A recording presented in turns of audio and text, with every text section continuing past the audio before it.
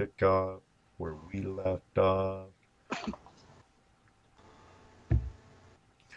They might have to go to a new page or refresh that page. Mine refreshed automatically. It's coming, I was going to say, it's coming back up on my phone now. Here, sitting beside me, showing me that it's start. Yep. I'm all green on my program. We're all green on YouTube. So I am going to hate to do it to y'all, but we're going to take a quick break for one of our sponsors. We'll be right back after this word. They're probably mad now. Don't be mad. Oh, it's only a couple of seconds.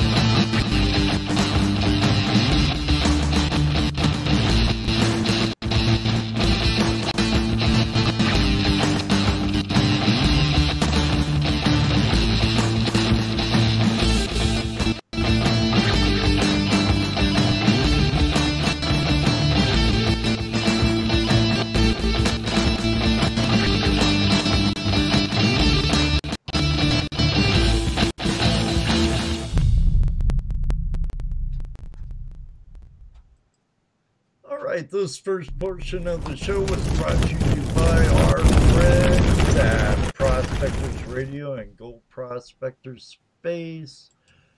And Murphy. All right, they say it's better.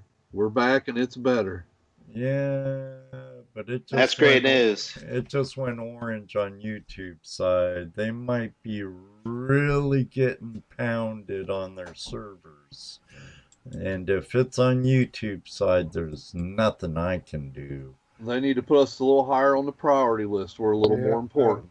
Sharon just put up a link for everybody to hit it again.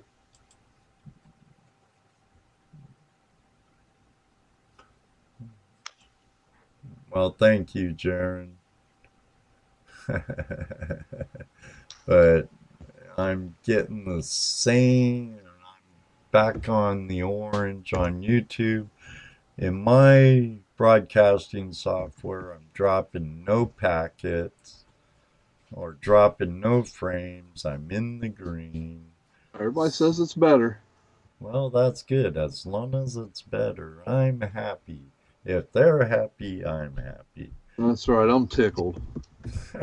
They're happy, I'm tickled. And Wolfie, actually, yes. Yes, he is. At that and Gold Claw. They'll be the next commercial. Oh, Wolfie wants to know if Clint's got gold pans with him in Ajax. That must be for me? Yes. Heck yes. He's wanting to ride his bike down and see you. Come on down.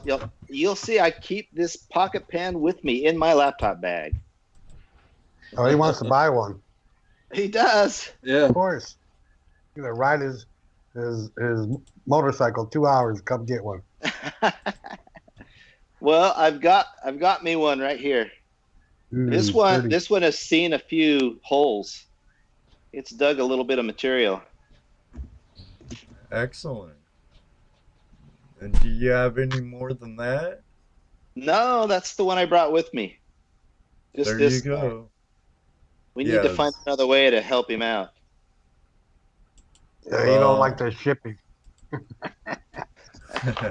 It's like $15 to ship it to Canada. And he ships fast. Ask MacGyver. Muscle Machines. He got his in 2 days, I think Jeff said. Yeah, he got in on the offer last week. Is he in Canada? I don't think Jeff's in Canada. So 2 days is not surprising in the U.S., but Canada can be like 10 days. There's customs to deal with. Right. It takes a while. I actually shipped one of your pans to someone up in Canada. Great. It took about 10 days. Yeah. Yeah, there's some kind of a big crater that they throw it into for a while when it goes over customs. Yeah, all the Canadians are saying about 10 days to get through customs and stuff. Right. Yeah, I don't understand why. I don't know why we aren't like one country. What's the difference? We are. They have prime ministers and we have presidents. Yeah. And we also have the Second Amendment. They don't. Yeah, but they're like, you come up here, you can't hardly tell. There's the only difference is a little bit is less Southern accent. That's the biggest difference.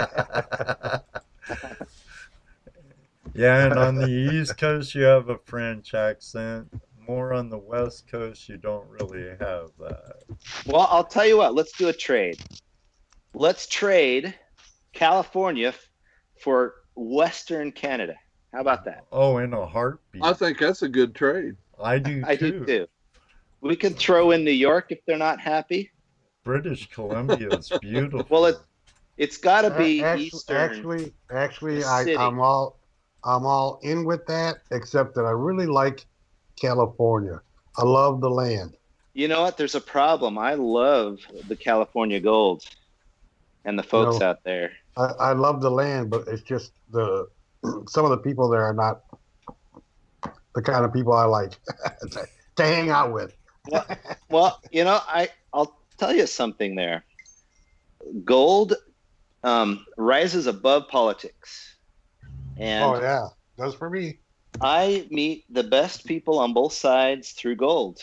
And it just, takes the sting out of that hardship, that rift between the different opinions on how to run the country.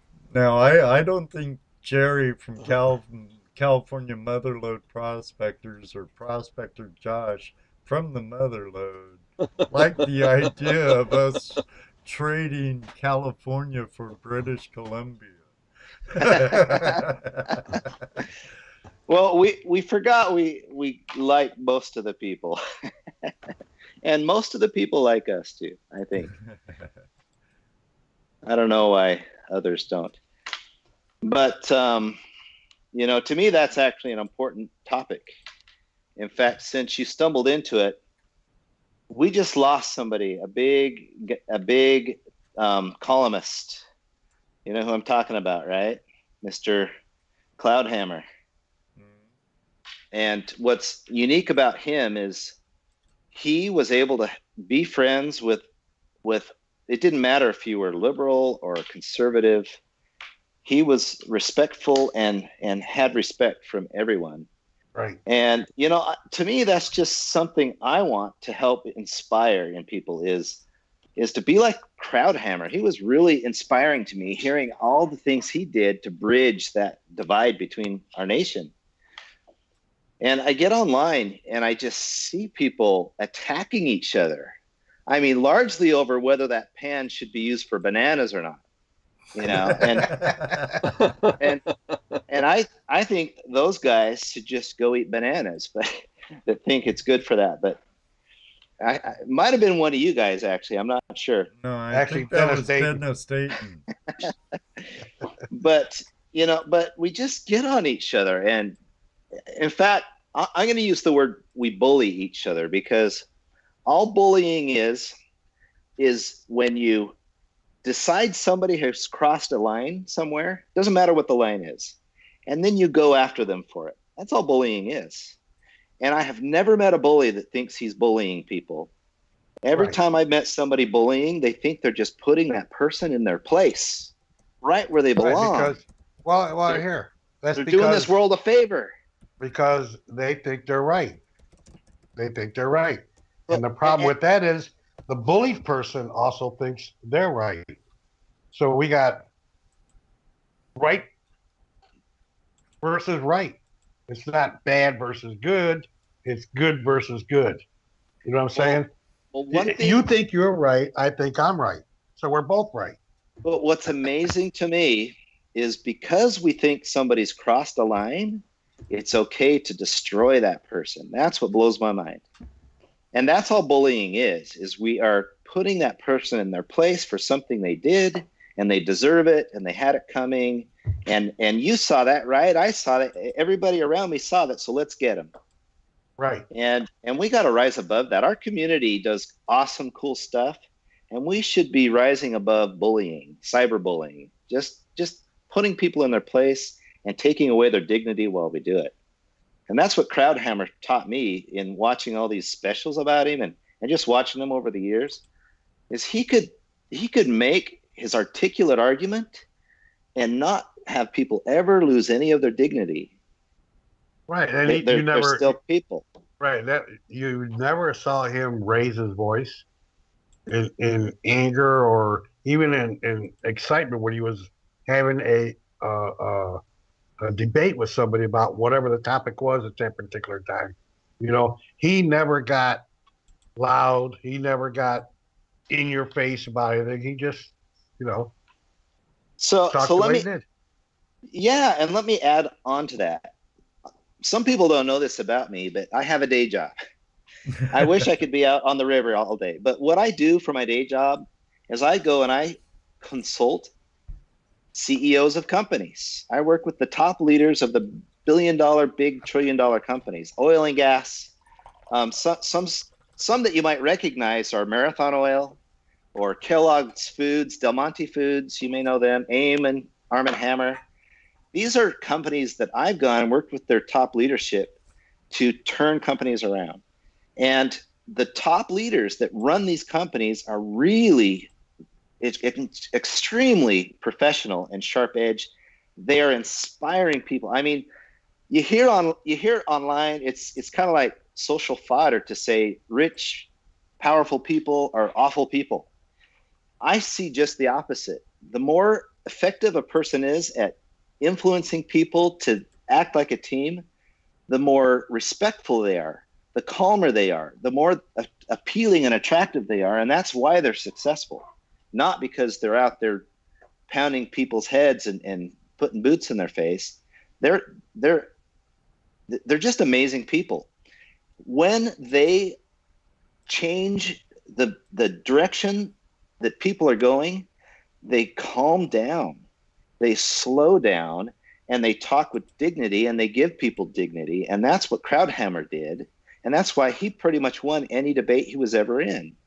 And that's right. One of the things that Crowdhammer says also, in order to have a debate with somebody, you first have to know where they stand. You first have to listen to their understanding of what their debate is. And then he says, then what he does is he draws a line from where they're at to where he's at and goes, look, we actually agree on this, you know? So that's the way he deals with debate and deals with people who are extreme, or dealt with people who are on the extreme. And the key is that he listened. And by listening, he gained respect from that person. Yep. And they will not hear what you have to say until they have some amount of respect for you. And you don't gain respect by telling them what a big, ugly face they have. Right. And you know, here, in order for me to have respect for you, you have to first listen to what I have to say. Because if I start telling you something, you interrupt and say, no, you're totally wrong. That's your way off, mate. All the negative stuff before you even get a chance to explain your side of the debate. You know, I'm not going to listen to anything you got to say at that point. And then it just gets worse and worse. And that's kind of where we're at with our social news and everything. They're just getting worse and worse. But that brings us full circle. When we went off the air for a minute, you were saying, hey, I see you out there talking to these people and all they want to do is throw poop at your design and poo-poo it. And I'm like, and I go out there and, you know, I'm actually kind of a softie. I'm a sensitive guy. It gets to me. You know, I've been out there. I've seen how it helps people. And then people are saying how lousy this thing is. Because, you know, I know it really does help people and it really makes a profound difference for some people. And, but it's amazing to me how people will come in and having never tried it, see it, and immediately say that thing can't work. It's a piece of crap. It's a gimmick. Well, and a lot of that I think stems from what you were saying earlier too about how sluices and carpet and ripples have been used for millennia, and that's kind of like ingrained in people. This is the way it's done. There is no other way. Like they're, you know, and you've probably gone through the same thing as David Peterson has gone through with his green mat. People look at it and go, oh, absolutely will not work. Ain't gonna try it. Ain't gonna even mess with it. And they haven't even tried it. And right. And they're already giving an opinion. Right. And you can usually tell when people haven't tried, they'll poo-poo it, and then you go, well, have you tried it? No, but I know people who have, and they don't like it. Well, again, if they don't like it, why didn't they send it back? Because you have a return policy also, don't you? Yeah, absolutely. It's a satisfaction guarantee policy. Right. If you're not happy, send it back. Absolutely. Give your money back. I think we put a time limit on it just so people aren't out there for 3 years and then return it type thing. Well, that would be if they're going to return it after 3 years, you know they're lying. well, if somebody genuinely is heartbroken over their expense, we're not going to make them sit on it. You know, send it back. We'll make it right. Right. And we've had a few people do that. You know, some people are so entrenched in that old way of panning. Well, let me back up a little. Almost every time that somebody says it loses gold, it's because they're trying to swirl and dip. Right. That's the motion that kicks the gold out. And this pan is designed to use suspension and swirling and dipping. I got that backwards. It's designed to use displacement. Right. And swirling and dipping takes advantage of suspension forces. And so you do need different motions for that. But that's usually why they lose gold. And some people, they just don't want to make that change. And that's okay. If they really hate trying it the other way, I mean, if they can get over that hump, they'll love it. But if they really hate it, I'm not going to make them, live with that. Yeah, I was kind of forced into learning it. But that's okay. Hey, in the long run, it's a pan that I take with me all the time now. I still have a round pan, but I use that to catch.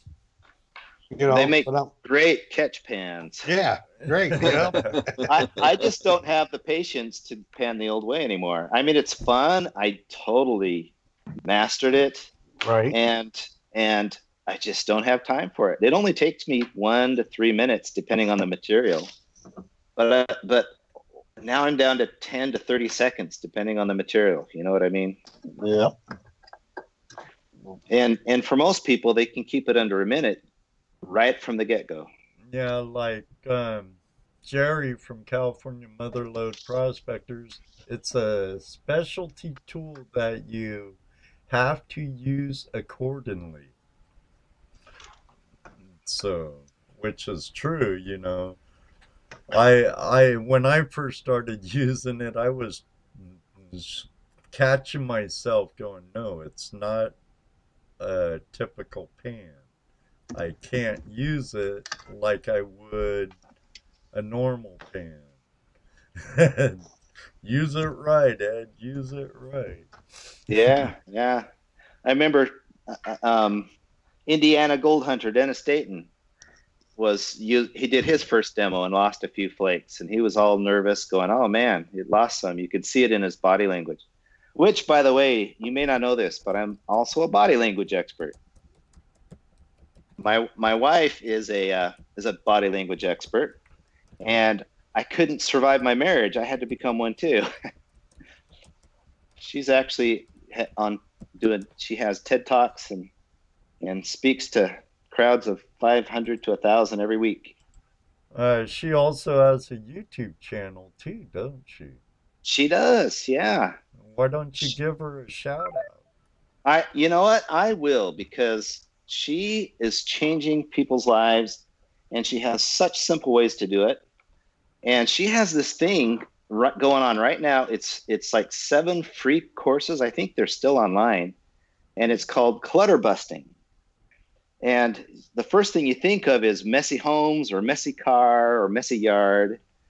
And she goes through 7 areas of clutter in your life. She goes through financial clutter, social clutter, mental clutter. She goes through all these 7 aspects of your life.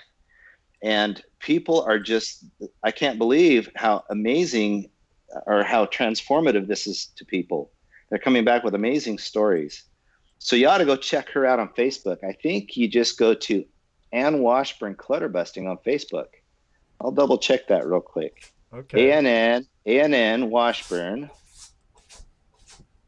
And then Clutter Busting. Yeah, Clutter, and it's BUSTIN, Bustin, Clutter Bustin. There, I just found her. So Clutter Bustin group with Ann Washburn. And she also has her TED Talk, and it's totally worth watching that as well. You just type Ann Washburn TED Talk or TEDx, and you can watch her TED Talk. But so another confession, I'm Asperger. I have Asperger syndrome. And I like to call that genius disease. It makes you able to solve tough problems better, but your social skills are terrible, awful.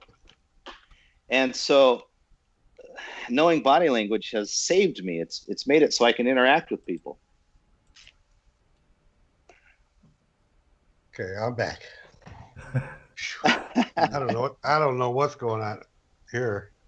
Did you send Murphy over to my house or what? I thought he was there to begin with. No, I just lost everything. Uh-oh.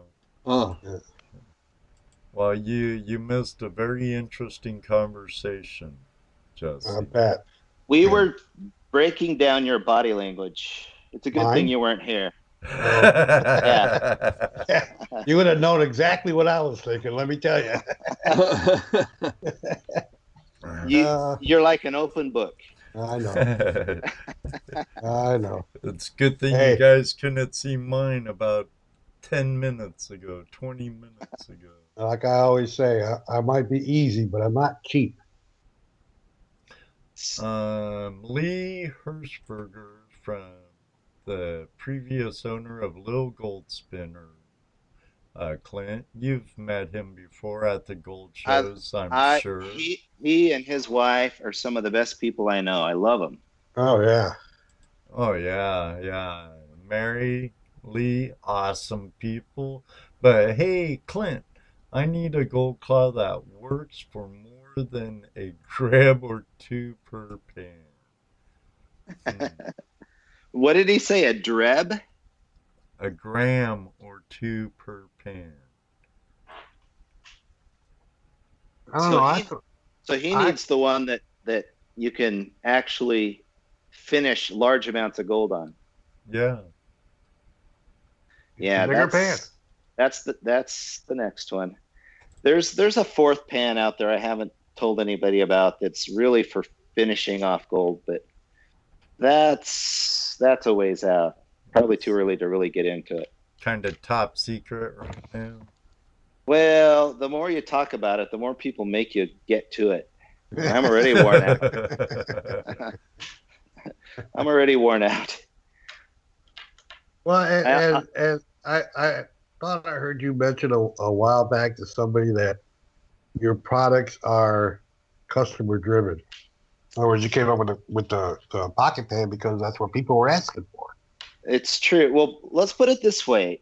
Kind of our mission or our vision is we're looking for those places in gold mining where it hurts, where it takes too long, where it doesn't make sense why we do it this way. Right. Those are the places we're going first. And we started with the gold pan partially because you begin and end with a gold pan. But panning is one of those big gaps. It's unbelievable what it takes to get somebody who's never panned before to where they're comfortable panning gold. And a lot of people never get over that hump. And so I kind of see 2 categories of people. There's the people that already pan really well and they just want to pan faster. Right. That's one category. There's the other category of people who have always wondered about gold panning and just never dared. They saw the suspenders and they saw the person there spinning and swirling, and it's intimidating. And so they never, dared try. And so both of those groups, there's big reasons why this gold claw is helping them. But for this group that just wants to get into gold, that's really where the biggest difference is. I mean, we're talking 20 minutes to an hour on your first pan, trying out the traditional way. Right. These guys now can try their first time and be in under a minute and be out there with everybody else scooping up the gold on the river. And let's face it, it's not magic the first time you spin the dirt in the pan. It's magic the first time you see a flake of gold. Right. That's where the magic begins. And so what this does is it allows people to get to the gold very quickly. Now, on those same lines, if you're from this other category where you're just looking to pan fast, it's true you can finish your sluice heavies faster. Yeah, that's good, but realistically, you can take that home and do it on a weekend or something. If you're a professional miner, you need equipment to do it anyway. Really, where the speed kicks in when you're prospecting is right on the river, because you go from a full pan to seeing your gold, for me at least, in 10 to 15 seconds, depending on what I'm panning. And to get that fast of feedback helps you move very quickly around that river and pinpoint where you're going to be very quickly. That instant feedback is transformational for prospecting. And I remember Chris Vo-Gus from Vo-Gus Prospecting, that's one of his comments he mentioned was, wow, the instant feedback is one of the big deals. And AU 79 is another guy that's been checking out. He had that same reaction as well. I can't believe how fast you go all the way down to just your gold. Right. So that's one thing people don't think about when they already pan well. They're thinking, oh, I don't mind taking 2 minutes versus 30 seconds. But it's really the prospecting that 10 to 15 seconds per pan is light years different than 2 to 3 minutes going around panning. And especially, I've got too much on my mind. I can't say it all. Think about traditional panning for a second. It's not 2 to 3 minutes. Well, it depends on your river rock, but mostly you're getting it down to the black sand. And then what do? Now you start swirling and trying to coax that gold out from underneath. Right. And a lot of people will just build that up for a while and then go deal with it in one sitting. You're not getting feedback on your river very well that way. Right. No, that's not you're not going to know. That's too much. That takes too much time. Like an example of how we used it was when we went to what's the name of that OSPA property, Scenic View. Oh, yeah. Right. We were running the gold critter, which is a little stream sluice. It's a little river sluice. Well, before, and we didn't show this, but before we did that, I run around with the gold claw and really quickly just started sampling spots until I found a spot with some gold in it. I said, okay, we're going to dig here. That's it. We didn't show that because that's not what we were doing, but right. But that's one of the nuances of the gold claw for people who pan a lot. This other group that already know how to pan well is you get so quickly zoned into where you want to be spending your time because of that instant feedback. Right. Yeah, I was able to find where I wanted to actually dig to run the stream sluice, as opposed to just digging there because I thought it was a good spot, which it turned out to be. But at least with the gold claw, I was able to sample around real quick, and I went through the material quick. That's the nice thing. I didn't spend a lot of time trying to separate the gold either. I just was looking for it. Okay, I found it. We're going to dig here, and that's how my day went. Have you tried the speed panning technique yet? Where you pan down so you go to the big side, the classifier side, right? Right. Till you get vertical. Right. And then in one swoop you pour that into a catch pan. And So every You mean 15 like seconds, you're going through another cycle. So you're making a pan full of cons. right? So in other words, running production. Yeah, well, you're going instead of 30 seconds. So if I go on the classifier side, it takes me about 15 seconds with typical river rock. Okay. And then you turn it around and do the other side. That's another 15 seconds. That's about 30 seconds. Or you do the first 15 seconds and dump it, and then another 15 seconds and dump it. So you can go twice as fast. Whether you're prospecting or mining, it helps you get through it very quickly. And then when your cons pan fills up, then you process that the same way. You put it back in your gold claw, you finish, and then you go to the other side and pull out your gold. Right. I think Chris has a video doing that. I believe he did a video of that where he was using his pan and like that, and just gathering up some cons and then running that. I think there is a video of him doing that towards the beginning when he first got the pan. Now some people do it more traditional, where you just leave the cons in the pan and keep filling up with, put another scoop, take it down, fill a scoop. But I like to get those out so I don't have to think about them. Just dump it and do another. Worry about losing them. Well, and one of the things that I've noticed that people say too is that, oh, that's not big enough to hold even a shovelful. Actually, it will hold a shovelful of material. Yes, it will. And that's, it will hold a full shovelful of material, and you can work it down and get down and out. Boom, boom, boom. So river material pans fairly quickly. How long does it take you with a traditional pan to go through a 5-gallon bucket? No, I've never tried it. I've never tried it. That's never been part of my process. So for me, when I go, I'll just give you a little insight to how I do it. When I go prospecting, I don't want to see one pan. I want to see a 5-gallon bucket in one spot, so that I have a better sample size to know that I'm getting a good idea. Because if I get a couple extra good flakes, I'm going to say this is a better spot. Or if I get a few less, I'm going to say it's a bad spot with one pan. But once you've panned a full 5-gallon bucket, you really know whether that's a hot spot or a weak spot. Right. And so that's why I'll pan through a whole 5-gallon bucket in one spot, and then I'll go to the next, and then I'll go to the next spot and chase it down. But it can take easily 45 minutes to pan through a 5-gallon bucket, maybe 30 if you're pretty quick. And speed panning, I can go through a 5-gallon bucket in about 7.5 minutes. Wow. Just see, like I said, I've never timed myself, or even I never processed material that way. Here in Ohio, the leases that we go to, we know have gold, so we look for a spot that's got gold in it, and we just work it. It's all flood gold. Dig around 18 inches, and you're going to find the gold that's in the area.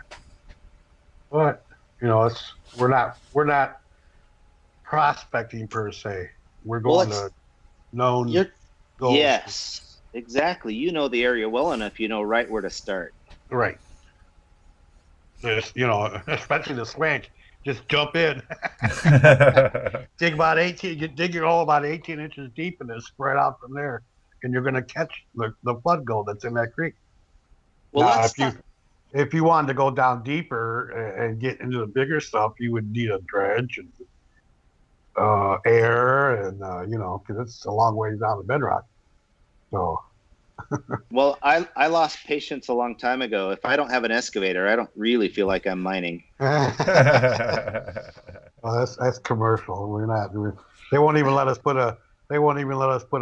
anything that Yeah, the permitting. It took us 5 years to get permitted in Nevada.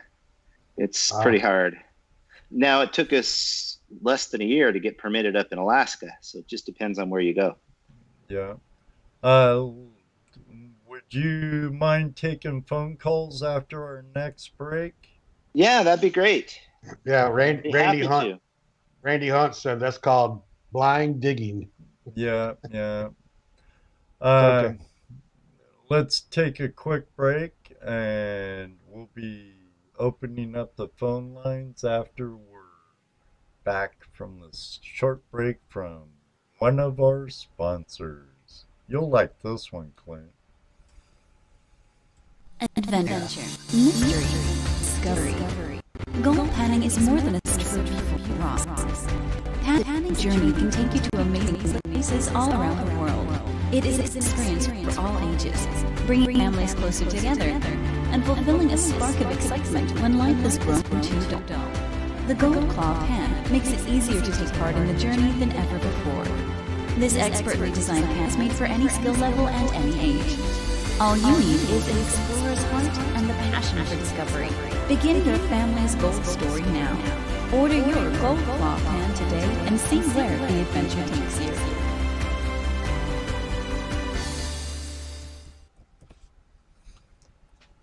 All right, we're back with Klint Washburn, the creator, the inventor, the man behind Gold Claw. A new revolutionary pan that's sweeping the world by storm.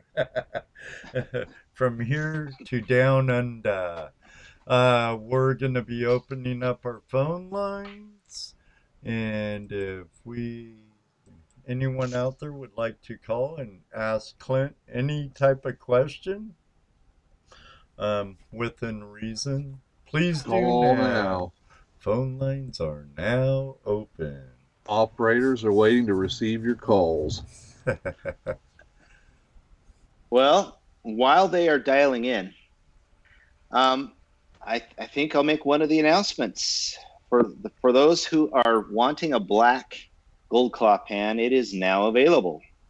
Ta-da. We have produced black finally. Excellent. Out of the same material, right? Yes, out of Triton, exact same material. Cool. You don't have to paint it black with chalkboard paint anymore. That's funny. Well, here's what I thought was funny about that whole thread. He painted it black because he thought he was losing gold because it didn't seem like he was catching it. When in reality, he was losing gold because he wasn't really using the pan properly. You know, now, but if he thinks that paint helped, so be it. You know, whatever trips his trigger. Well, it's got chalk paint, you know, that may help him a little bit with the technique he's using, especially if you're trying to use it like a traditional. It might hold it down better. Right. But when you're doing side-to-side shaking, that gold does just what it's supposed to do, and it stays in the pan. You know what really thrills me about using that pan? What's that? When you're sitting there and you're shaking it back and forth, and that black sands are falling off, and it looks like you're coming to the end, and you're going, man, there's no gold there. Just a couple more shakes, and all of a sudden, it all appears. It appears. I love that. That's how you know it's just a skip of black sand. I get in trouble on the videos a lot. There's no black sand in there, and I'm like, I stripped it off. Yeah, right. We have our first caller, guys. All right. Mr. Hook of Hookmeister's Prospecting and Outdoors of Southern Indiana. How are you doing, buddy? Hey, Hook. I am doing much better the last time you guys see me, let me tell you. Well, good to meet you, Mr. Hook. Hey, yeah. Well, actually, you met me before. Oh, yeah? Yeah, you was Gold on my show? property. No, when you was at the Goat Show last year. You come down a little piece of paradise there in Greensburg, Indiana. I know right who you are. It's great to talk again. Hey, and nice talking thanks to you. for inviting us out. That was such a neat experience to go out there, sit around your campfire, check out some gold from out east. Oh, yeah. Hopefully you guys get a chance to come back through and come back by. So I know right who you are. Hold on a second, guys. Hey, can you please turn down your volume? That was me. Sorry. me. Yeah. No, I was going to say, I'm in the other room away from anything, so. Well, Dave, Jonathan knows now. I think David's on the phone. It sounds like David Peterson. How did you know it was me? Oh my goodness! Hey, what's up, Dave? I Hey, heard an echo, so I thought it might have been David. And we'll be right with you, David. We have 2 callers on the line right now. So, back to you, Jonathan. Hey, Well, what's on your mind? One question I was going to ask you was about the black pan, which you just answered just momentarily right before I was right as I was calling. So, wondering if you had brought those out yet, or if you was releasing them, because I know you talked about them. But another thing is, I carry my little pocket pan. Matter of fact, I had flash in your pan. I had Ed and everybody over my property. They didn't see me use it, but I did use it. But I carry that thing with me everywhere. So anybody, I'm going to suggest they need one of those, because I tell you what, I use it everywhere I go, since I got my truck fixed anyway. You know my story with that, right? I thought it was the silliest idea. People keep saying, make a pocket-sized pan. I'm just like, why? What would I do with that little toy? And now that I've made it, because people wouldn't stop. They're like, no, we want that little pan. It's become my favorite toy. pan.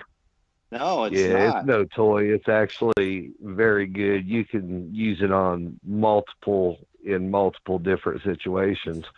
And I've got several other properties now, which I'm hoping to get Ed and all of them back, Ed, Jesse, them back again this year sometime, hopefully, and get them on some good water. The weather hit us a little hard the day before, so they didn't. The goad line, when you was down there, when Dennis and everybody was down there, I didn't get to get them in that really good goad line because the water was up. Yeah. You just didn't want us to take all your gold. That's all that was. you were afraid of my speed banker. I went downstream and built a dam to bring the water up, and then turned it loose the next weekend when I had Dyer gold prospecting there. Chris Dyer, he come down 2 weeks later, and because I spent the weekend between Ed's weekend and Father's Day weekend over in Ohio with Ed and them over there, and I had some truck issues, but after rebuilding the truck, then it decided to take a crap. But it was all worked out. Then the weather turned good. Chris, he had a good outing out there. But anyway, like I said, I was going to ask you about the black pans. I like my choice. I like the purple and that blue. I got the one-of-a-kind tie-dye that you guys did, and I won that when you guys did that. That's what I got, that little tie-dyed pocket pan. So do you show that thing off? People wonder how you got it, and they don't? Yeah, actually. We don't even have one. Yeah, I was gonna say, how this old '60s hippie not get one? I don't know. You didn't make the right call at the right time, I guess. Didn't win the prize, Jeff. I guess. Yep, because I won that, and but I carry it with me 24/7. I do use it. The purple, somebody's echoing back on me or something. I'm hearing something. I hear it too. But anyway, the purple and the blue are my 2 favorites. I know you guys, when you were down there, you had a clear one with you. Yeah. Mm-hmm. And which was, I could see the gold with it and stuff, but I like the purple and blue, but I was just wondering about the black. That's mainly why I was calling in, and hope to see more of your products. And if you guys come out this way or anything, just give me a shout out and we'll see what we can get done. Well, we'll be out that way for the GPAA shows, but I don't know if we'll have time to get away from the booth or not. Well, if you do, it's only an hour away, so. Well, not this time. Not this time. It's in Springfield, Ohio, so it's more than that's an right. hour away. That's Yeah, that's like 3 hours. A long trip. Well, I'm confused because I think I like blue the best. I was going to ask you how many different colors do you guys have now? Well, I believe the number is 6. Let's think about it. We got green, pink. Yeah, so black, blue, purple, clear green, and there is a pink one for the larger size pan.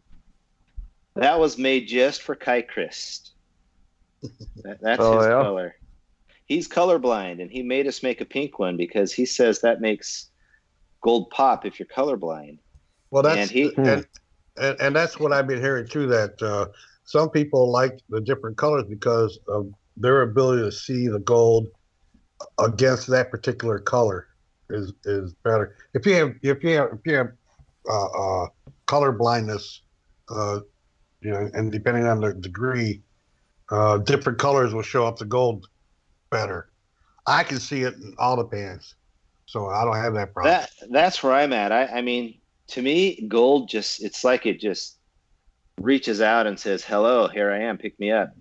Right. No matter what color. I can see it with all of them too, but I prefer the blue or the purple. Green, like I said, that's what most people have used for years, or black. But any color's fine with me. But since we're on the topic of color, I guess I might as well throw out another announcement. We are about to change our green.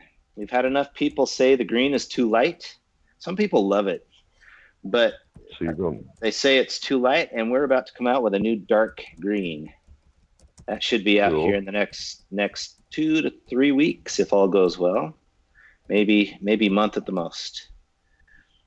Awesome. Well, it's been nice talking to you. Like I said, I was just getting ready to ask you about the black one because I had seen some stuff and heard some different things, but that was my main question, and just to hear more about your new products that you can start talking about. So I'm going to let everybody else take the stage, and Hookmeister Prospecting Outdoors, anybody get a hold of me. We'll go as soon as this weather quits raining every other day in my area. So, well, thanks for calling in.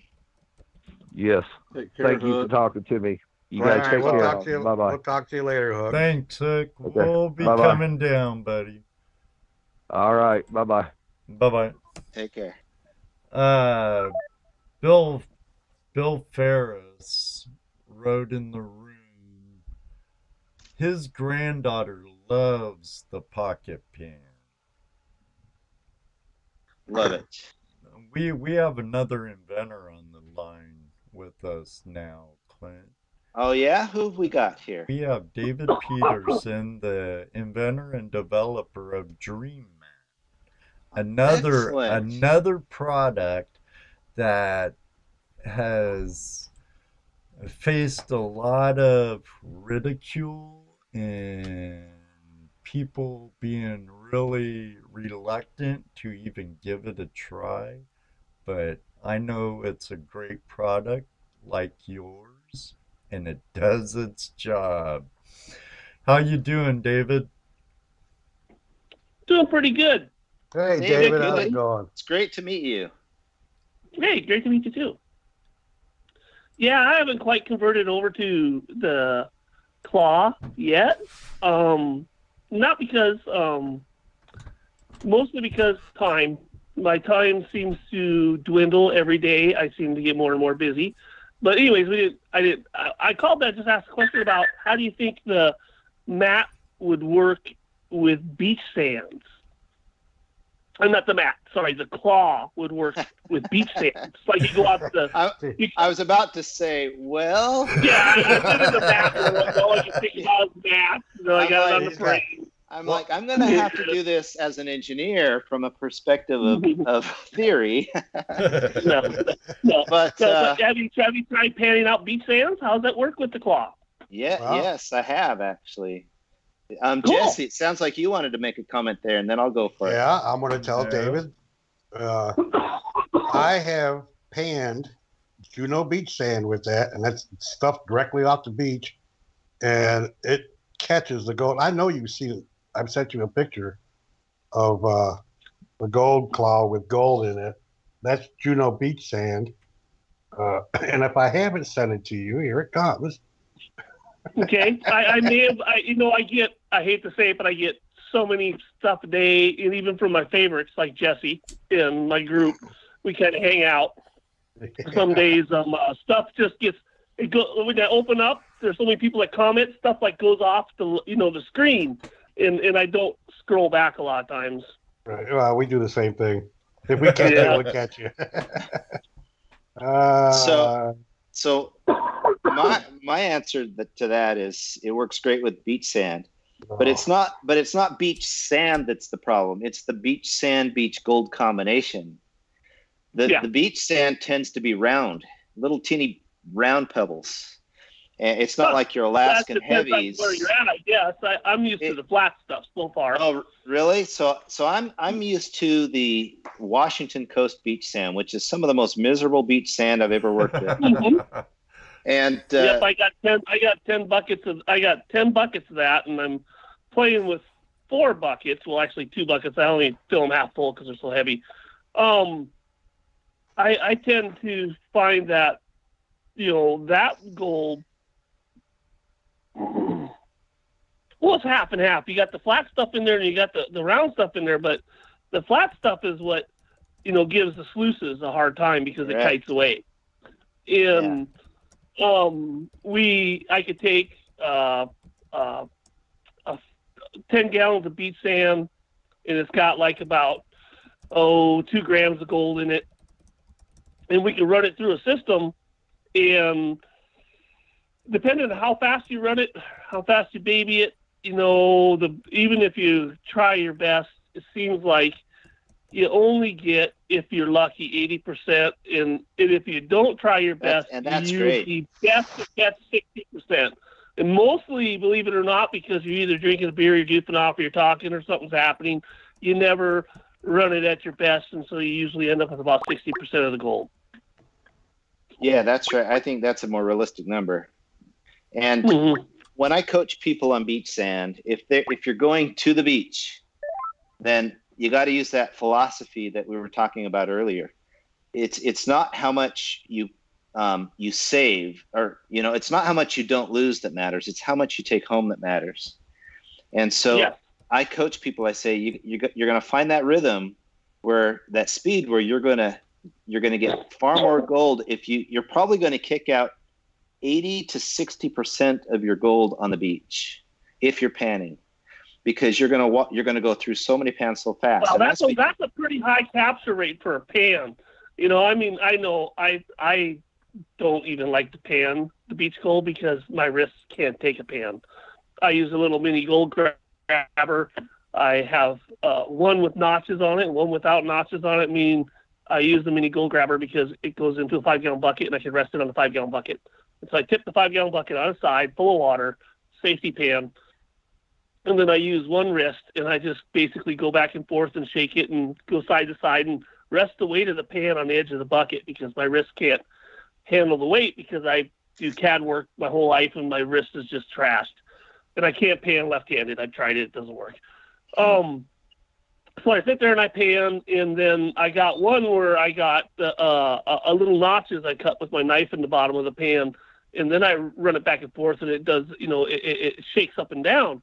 And if you always kind of do it, you push it on the in, and you go in with the thrust, it kind of acts like when you shake your table, throws it forward, and you kind of lift, pulling back. And even with that, it seems, it's beach sand is pretty elusive, and I just end up always going to the Miller table.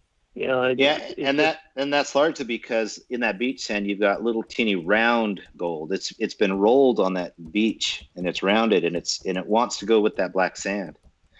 So I have some advice for you. You need to go to Australia, because in Australia you can pan with your left hand. It's below the equator. Problem is you're a buddy.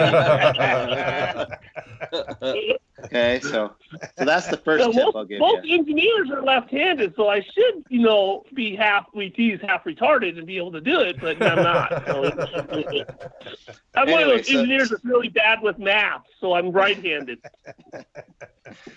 So I don't know. That's my first guess is try Australia, and then you might be able to use your left hand. But here's one advantage. Here's one advantage that the Gold Claw has over a regular pan is its weight.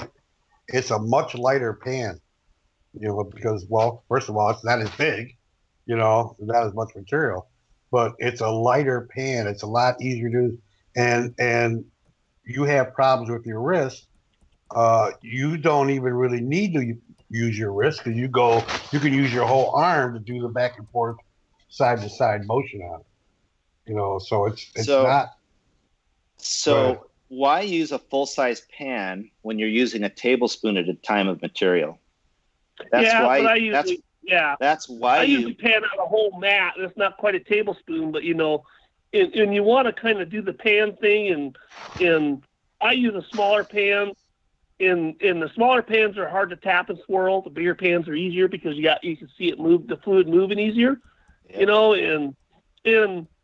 you see a lot of people who have spent years developing their panning techniques. And I that's why one of the things with the Dream Mat, I try to get less cons, screen it off, use the spin it off. I even take out the magnetics. A lot of people see me do all this stuff. It's like, why don't you just pan that out? It's like, I don't want to pan it out. I just want to get to the gold, because if I pan, 4 pans a day, I go home and my next day at work, my wrist is like, it's puffy because it's tendonitis, carpal tunnel or whatever you want to call it. And so I should probably try the gold pan. The Gold Claw, I just haven't got to, I haven't even gone out yet this year, which is a shame. I've been doing a bunch of testing in the yard. I was supposed to go Father's Day, but we had some sickness going on, so we kind of canceled that. People were sick, and I was. I had a sinus infection. My wife wouldn't let me go stand in the freezing water with a sinus infection. I told her I was on antibiotics, so I'd be okay, but she didn't quite buy that. Well, let me answer your first question. When you're using beach sands, first of all, you need to slow it way down. And secondly, now I've panned it to where I catch it all, but I slow down so much, it's just painstaking. But you got any videos of you panning beach sand? I will be. I'm going. I've got a how-to series that I'm building right now, and towards the end of it, I'm going to do some beach sand. I'm going to do some black sand. I'm going to do some of those harder to pan materials that people are asking. I would love to see that. Yep, because I am. I always end up going to the Miller table. In the Miller table, the Miller table creates another problem. Round gold rolls off. That's right. And the flat gold sticks. And it's like the opposite of the blue bowl. The flat gold floats away and the round gold stays in the bottom. Right. It's like yeah, round gold is a frustration. That's actually kind of a good segue to the machine I'm building. One of the announcements today that we're going to bring up. Awesome. So anyways, recovering that fine gold and looking at it and is one of those deals that a lot of people chase. And with the fact is that there's a lot of gold out there, but it's small and it doesn't add up with a lot of, even if you get a bunch of it, a lot of sparkles in the pan all day. I've been out prospecting, and I know a lot of people have too. You take the Dream Mat out and you go catch all these sparkles and you think, boy, I got all this gold, and then you clean it up and you put it in the vial and you realize that, not much there. Well, yeah, buddy, I dug a lot. And the wife would always go, woohoo, we're rich. And then I'd go, shut up. Well, what I've done isn't something most people can do. And that is, I've done iodine leaching on the beach gold. And when you do that, it's efficient. You get quite a bit higher percentage out of it. It's just not very practical for most people to try leaching on beach sand, especially if you're doing it near the beach.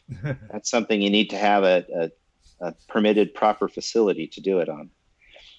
But just to make it short, I would use the pocket pan and do 1 tablespoon at a time and go through multiple smaller cycles, because that pocket pan really grips that finer beach gold. The other one works pretty good too, but it's doing 1 tablespoon at a time. Why have a large pan? Use the small one. Right. And then with the pocket pan, you can You got pretty much rock it unicorn? with your fingers. Do you got a rainbow colored pan? I'm just teasing it. No, you're not teasing. You want one. You want a rainbow one. He has tie-dyed ones, but I don't know about rainbow. We might have to give away a tie-dye pan today, since that came up. I would be giveawayable material. And we can give him away.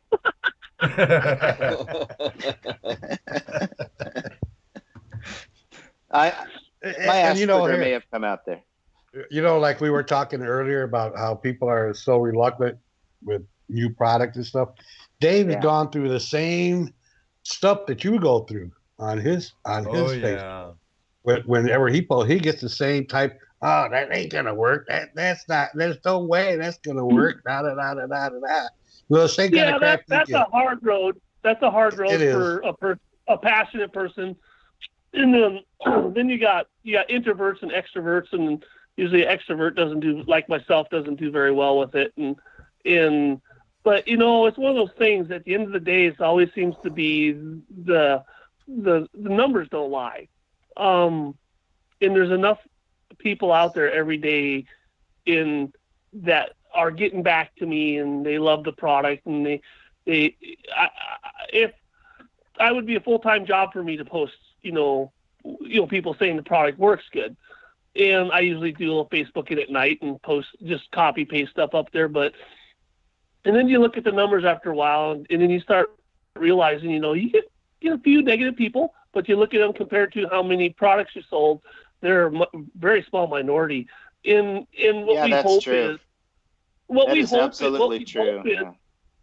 we hope as an inventor, which I think you probably do, is that we're making a difference, because that's why we decided to go through all the pain in the butt to get the product to market, because that's so hard, and it's because you believed in the product actually would make a difference, and it's hard. But at the end, it's like, I think there's always should be, and there's only one of me. Maybe there's more of you at the Gold Claw, but the guy who makes the product should just stay in a little box, and his opinions should stay there, and then you hire some Barbie that waves and then promotes the product, and that would work better. But there's only one of me. Are you available? I need a Barbie. No, I'm not a good Barbie at all. I'm a bad Barbie. I'm the guy supposed to stay in the box. I need a Barbie also. That means I'm stuck with Dano. We're all stuck with Dano. And you'll like it. I was going to say, David and Clint, don't forget, you got to go through guys like us too. Oh yeah. Hey man, what's new? What you got going? What's up? That's right. But I just want to add to what you said. There are so much. We get 1,000 positive comments to that one negative, and almost always that negative comes from somebody who's never seen it.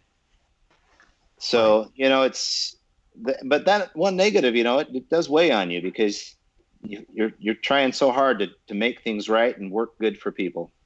And that one negative person spreads you're that always waiting for that wave. Phone call. If someone calls you and says it doesn't work, and it really doesn't. And then, and you're thinking that call's going to come someday, and someone will really have a legitimate complaint, and then you'll have to face that. And then you sit there and you think about that sometimes, and then you realize, well, I got thousands of them out there, and people love them. And then, I agree with you. It always seems to come from somebody who never has tried the product, but they've seen the video, so they're an expert. So since they saw the video, they're an expert, But anyways, it's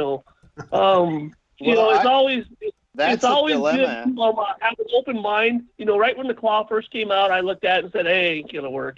And Jesse and Ed keep saying, "Oh, we love it." And then we got another guy in the group down in Texas. That loves it. Basically, one of my guys that tests my stuff, and you see it happening. More and more people are basically using it and saying, they like it, and there's not no complaint. In what you see for most people is, well, are they using their old stuff? Yeah, some people are still using their old stuff, but there's, it's because you have it and you might as well use it. Like me, I never throw anything away, so I'm cursed with the stuff I got and the stuff I had too. I'll never, unless you have kids like me, and then I'll let them destroy the old stuff because that's what they do. Well, but you see people adapting to it, so that means it's a go-to. They're going towards that. For some reason, they're not going back towards their old stuff after they've tried it for a while. You see them out there in the videos, they're using it. Well, it's really easy to take any product on the planet and find a scenario that it doesn't work in. But what's at a much higher level is to take any product and find the place that it does really well in. And that's our philosophy at Goldclaw, is we're never going to pick on a competitor's product because we don't see them as competitors.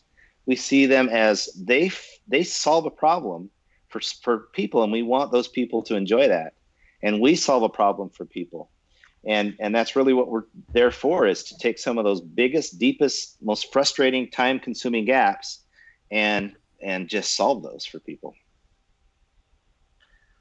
Well, you're a bigger man than I am. I tend to want to race, and I tend to compare. And once I do, I get in trouble.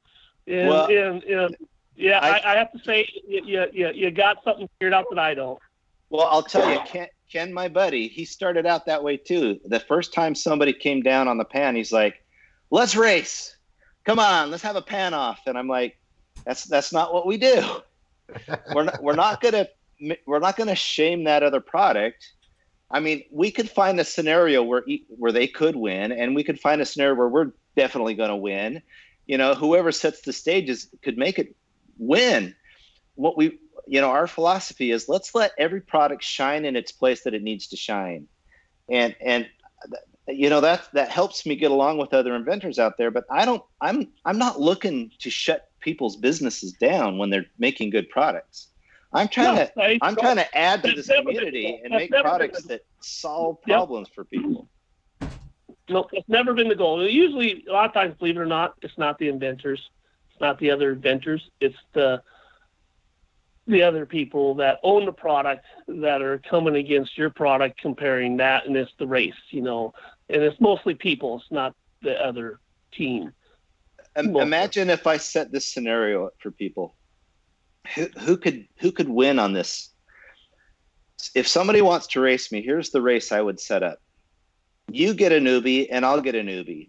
And when the timer starts, we start teaching that person how to use it. And the timer ends when that person successfully pans out their gold. Who's going to win that one? Mm-hmm. If it's compared to a gold claw and a regular round and a regular traditional pan, the gold claw is going to win every time. They will be done panning by the time the other guy's teaching.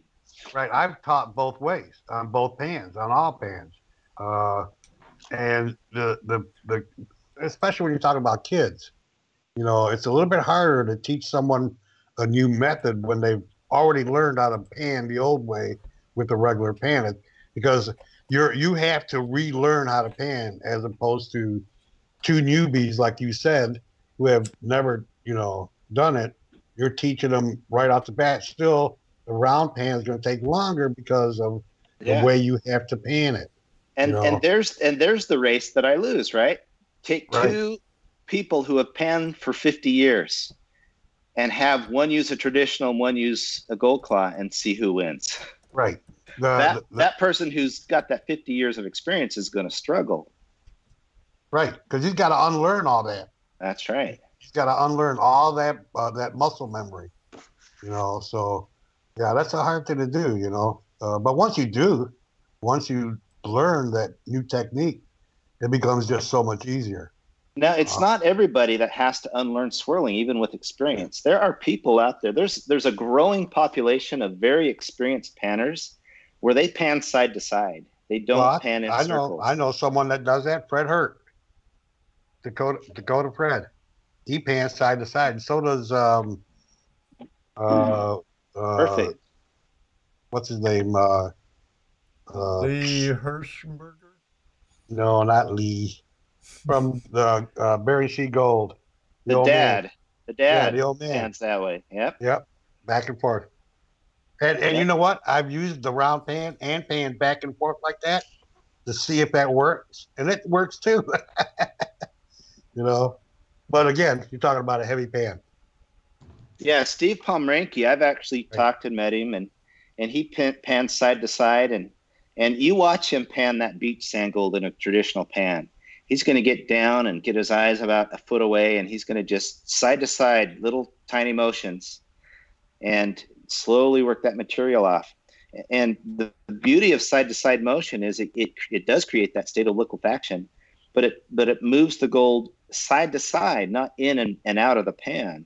Right. Swirling actually moves the gold out and then back in, and then out and back in, and until you've got the feel for it, you can actually be swirling that gold right out of your pan.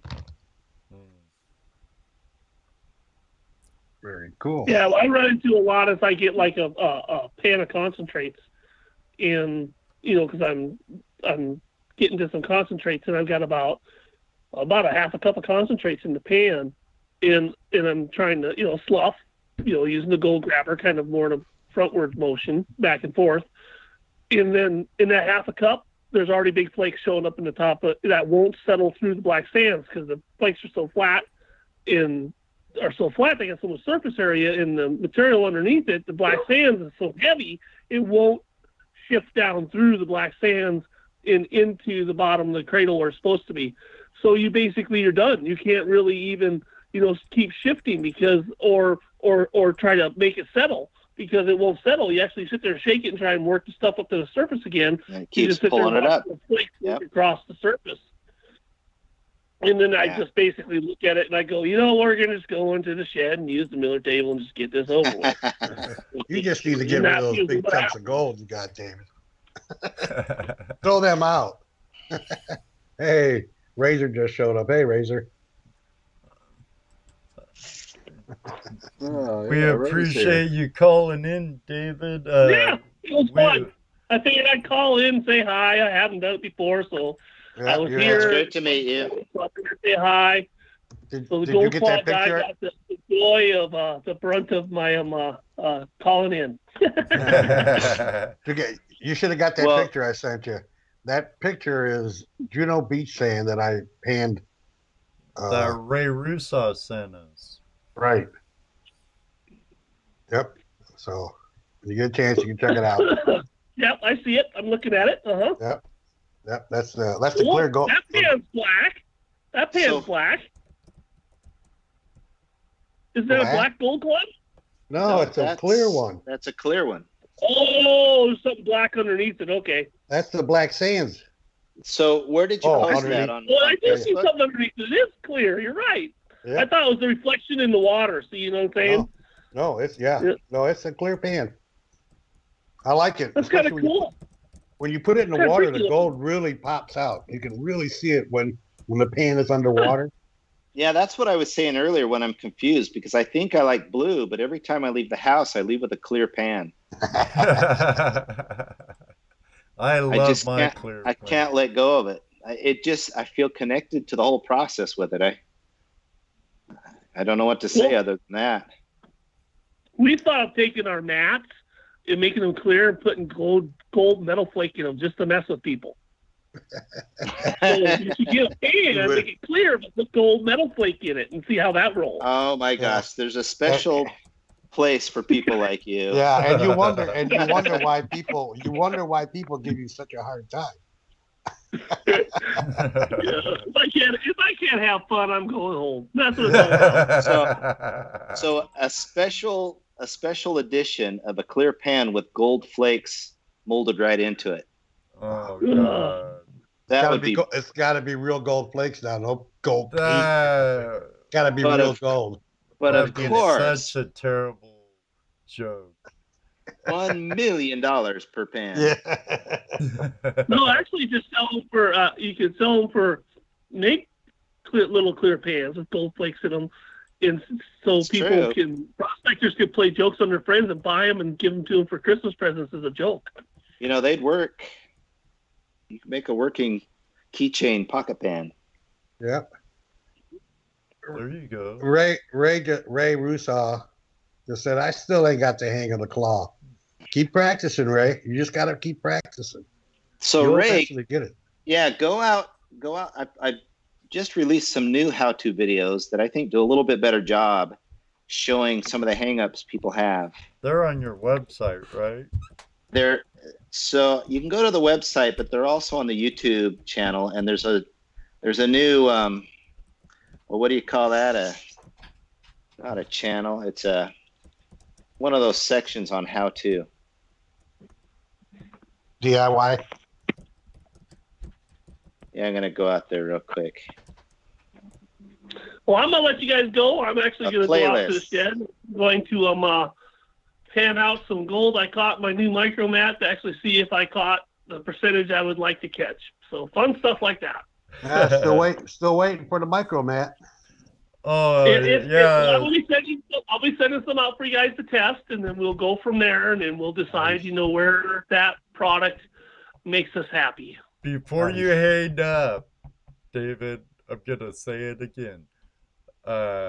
Something else that the Cube Man might not like, but I would like. I want a map for my banjo pan. Now check this out. We are going to have the Cube micro mat, or not the Cube micro mat, the micro mat. We got one now going to the Cube, retrofit aftermarket product. We see a lot of people putting hog mat and a lot of other mats in there. But then we're going to have one for, we're going to make a little 6-inch version that we're going to do for some people that we're going to do some small stuff. And I think that this micro mat may be one of those mats where if people are a fan of Dream Mat, where you're going to see them is on the slick plate. They're going to replace just having a slick plate. And I think that's what we're going to see, because it's going to be such a good indicator, and it ain't going to disrupt the flow as much, stuff like that. Sorry, but I shouldn't even be talking about this product right now. But we're gonna try and find places for this to go, and I think the people who crush material are the people who are really going to judge and let us know where they think this product lands, and so we're going to let the public decide or by testers, and Jesse and Ed are going to get one, what they think of the product, and then we'll go upon the majority consensus. That's the way I've done it on all my products so far. We throw it out there, and then the majority lets us know how good it works, and then that's where we go. Excellent. It's a good approach. Yeah. That's what we've been doing. Yes. Well, you'll be able to get a little strip. I actually got a mat that I'll send you to, so you can cut one and you can put it in there if you want to, Ed, so you can play the banjo. Excellent. Because I want to get rid of that conveyor belt in there, and I'd rather have a piece of your Dream Mat in there. I know I've been bugging you a bit on it. It's fun stuff. Yeah, the Blue Bowl is the other one where everybody's been asking me about it. For some reason, they saw the pattern, and people go, "Can I get a mat for my Blue Bowl?" And I'm like, I gotta make a circular donut mat. And I'm like, what? We're gonna get it out there and test it first before we move on with any extra changes or modifications. And we're just gonna see what the market says, and then just see what it does. And then that's the way you got to have people test it. It can't just be my opinion, because I'm biased. Right. Really? I like my stuff. I would have never known that. Would have never have guessed. Well, when you said a Blue Bowl, I'm thinking, how is that going to work in a Blue Bowl? It's going to be like a donut, the circle ring. So basically, It's going to, in the flow goes, they'll have the mini vortices, and so in their shallow enough that they do will have fill a Blue up. Bowl Yeah, too. makes perfect sense. I do have a Blue Bowl too. So there's like 3 or 4 different type of Blue Bowls out there. Keen makes one. There's an old traditional one, and mine's by Pioneer Mining. Yeah, there's like 4 or 5. I don't know. There's a lot of them. I don't know if I know there's 2 main ones. And the old one, I think Keen actually took over and started making the it took over the old one, and now all you see is the newer ones that Keen makes, and there's two other ones that are an off breed of it, and it's kind of a generic product, and then there's that really dark blue one. Mm-hmm. So where are you out of? Montana, Kalispell. I see this 801 number. Is that you on here? The what number? The 801 number. Somebody's 801 on here. No, that's not me. That might be Jeff. I was saying there's somebody from Utah right there. That's me. That's you Jeff. take that call. That's someone else on the line. He's been here waiting patiently. Yep, that's good. All right, catch you guys later. All right, thank you very much for calling, David. Thanks for the answer to the questions. I'll have to get that free pan and win that free pan and try it out. Maybe we could Dave. trade I'll some talk to you later. All right, catch you guys later. Right, hey, thanks a lot. Take care. Call. Thanks, David. You've never met David before? No, this is my first time being introduced. It's great. Cool. I'm glad you guys, being inventors yourselves, I'm glad you guys got along a little bit this time. Yeah, we played okay in the sandbox together. Yeah, you did. Yeah. I know how that could get. I like those mats. I think the principle is sound, and I've been looking forward to trying one at some point. Yeah, I started following Dave. Actually, is Chrysos, I think is how it's pronounced. God of Gold. That's him. When he started first developing that, and actually was making a sluice box like that with the vortex in it, and my first comment to him on that when I first saw his first video was, "That's way too big, too heavy. Ain't no way I'm gonna buy something like that." That's when he had his sluices, yeah. Right, yeah. but he was building it as a sluice. I liked his quick release, quick clean out though, where he could just press down on right, and boom, clean, off you go. Yeah, that's the best type. We have Jeff with us on the phone or in the chat room. He's MacGyver Muscle Machines. How you doing, Jeff? All right, how's it going for you guys? Good. Sorry about you having to hold on for so long. Oh, no problem. I got booted off of YouTube, so I called in and listened, and I was going to call in anyway, but... So are you from Utah? I'm dying to know. Yeah, I'm from down Utah, kind of down by Jaron. Oh, yeah? Mr. Lodak, I guess. I ordered last week. They had the special on the Gold Claw on the show. Buy one, get one for free, I guess. Or yeah. So I ordered a couple and got them like 2 days later. And I was actually, first impression, I was pretty impressed. The pan is pretty thick. You know, I thought it'd be a little thinner plastic, but it feels pretty robust, and can't wait to try them out. Well, there's a reason for that. Yeah, you can stand on it. Yeah, just the reason don't for drive a car over it. I'll take your word for that. So, yeah, what happened there was our manufacturer got the temperature too hot. And so some of those pans actually reached a crystal state, which they were still pretty darn tough. But when you drove a car on them in that state, they shatter. Shattered like glass, huh? Yes. So we've had to work with them to keep that temperature right. So that what's amazing about the Triton material is it's basically the same material they use. It is the same material they use for blenders. It's an incredibly durable. It's known for being one of the most rugged outdoor materials there is. But thick is part of it too. I can't tell you how many pans up in Alaska. I'm throwing it across the creek so I can get across, or I'm dumping big rocks in it, and the darn things crack. And so I was determined to build this thing so that you can abuse the heck out of it, and it's a lifetime pan. Yeah. That's So good. That's why it's thick, and that's why the Triton. Yeah, I like the thickness. I heard earlier about a rainbow pan. I'd like one of those. You know what's at the bottom of a rainbow, right? You guys got to stop with the rainbow. I'm going to be making one before you're done. Well, there's gold at the bottom end of the rainbow, right? There you go. That is true. There's the end of the rainbow.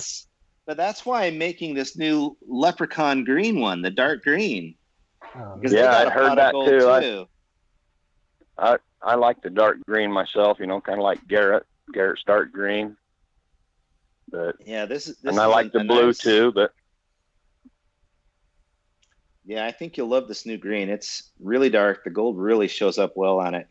A little bit of a unique color, so it stands out. It'll be nice. I'm excited to get that thing out. That. So tell me, that's all I you're want in Utah. to say. Oh, go ahead. But I got a question for you. Where do you go in Utah for good gold? It's No Tell'em Creek up over yonder. That's the one we go to, isn't it? Yeah, I've been there before. I think I've seen you guys there. Yeah. Oh, you didn't see us there. No, we were at the other end. We were over yonder. According to Yogi Berra, nobody goes there anymore. It's too crowded. Right. Yeah.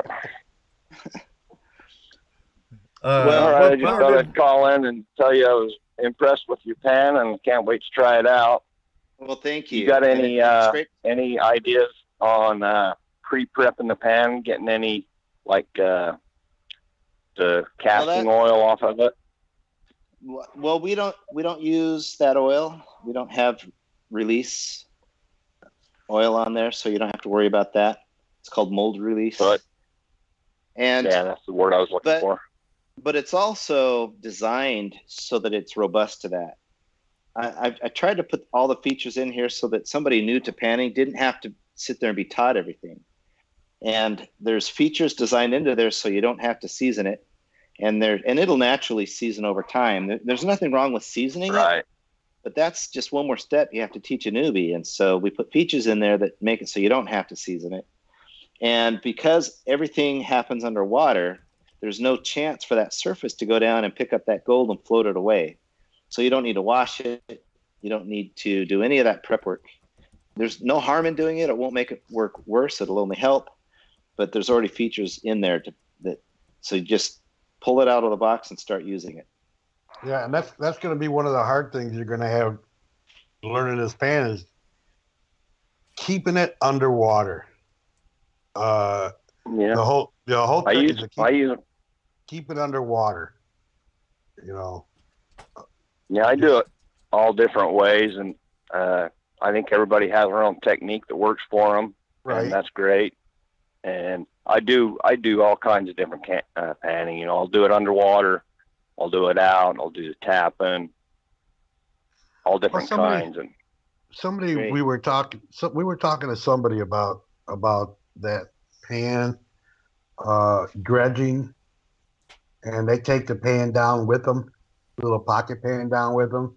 Right. They dredge and they check it out underwater while they're dredging, just to do a quick check, and they can do it right underwater, and sure, it just works great under there. So I am glad to hear that, because that is one of those hidden features we rarely ever bring up, because it is designed to run underwater. You can dive with that pan and prospect underwater with the pan. You don't have to come back up to the surface. So if you're a diver, that's an advantage for you. Yep. Definitely will work. Okay, well, thanks for calling in, and we're both in Utah. I hope we bump into each other at some point. Yeah, are you out of Willard?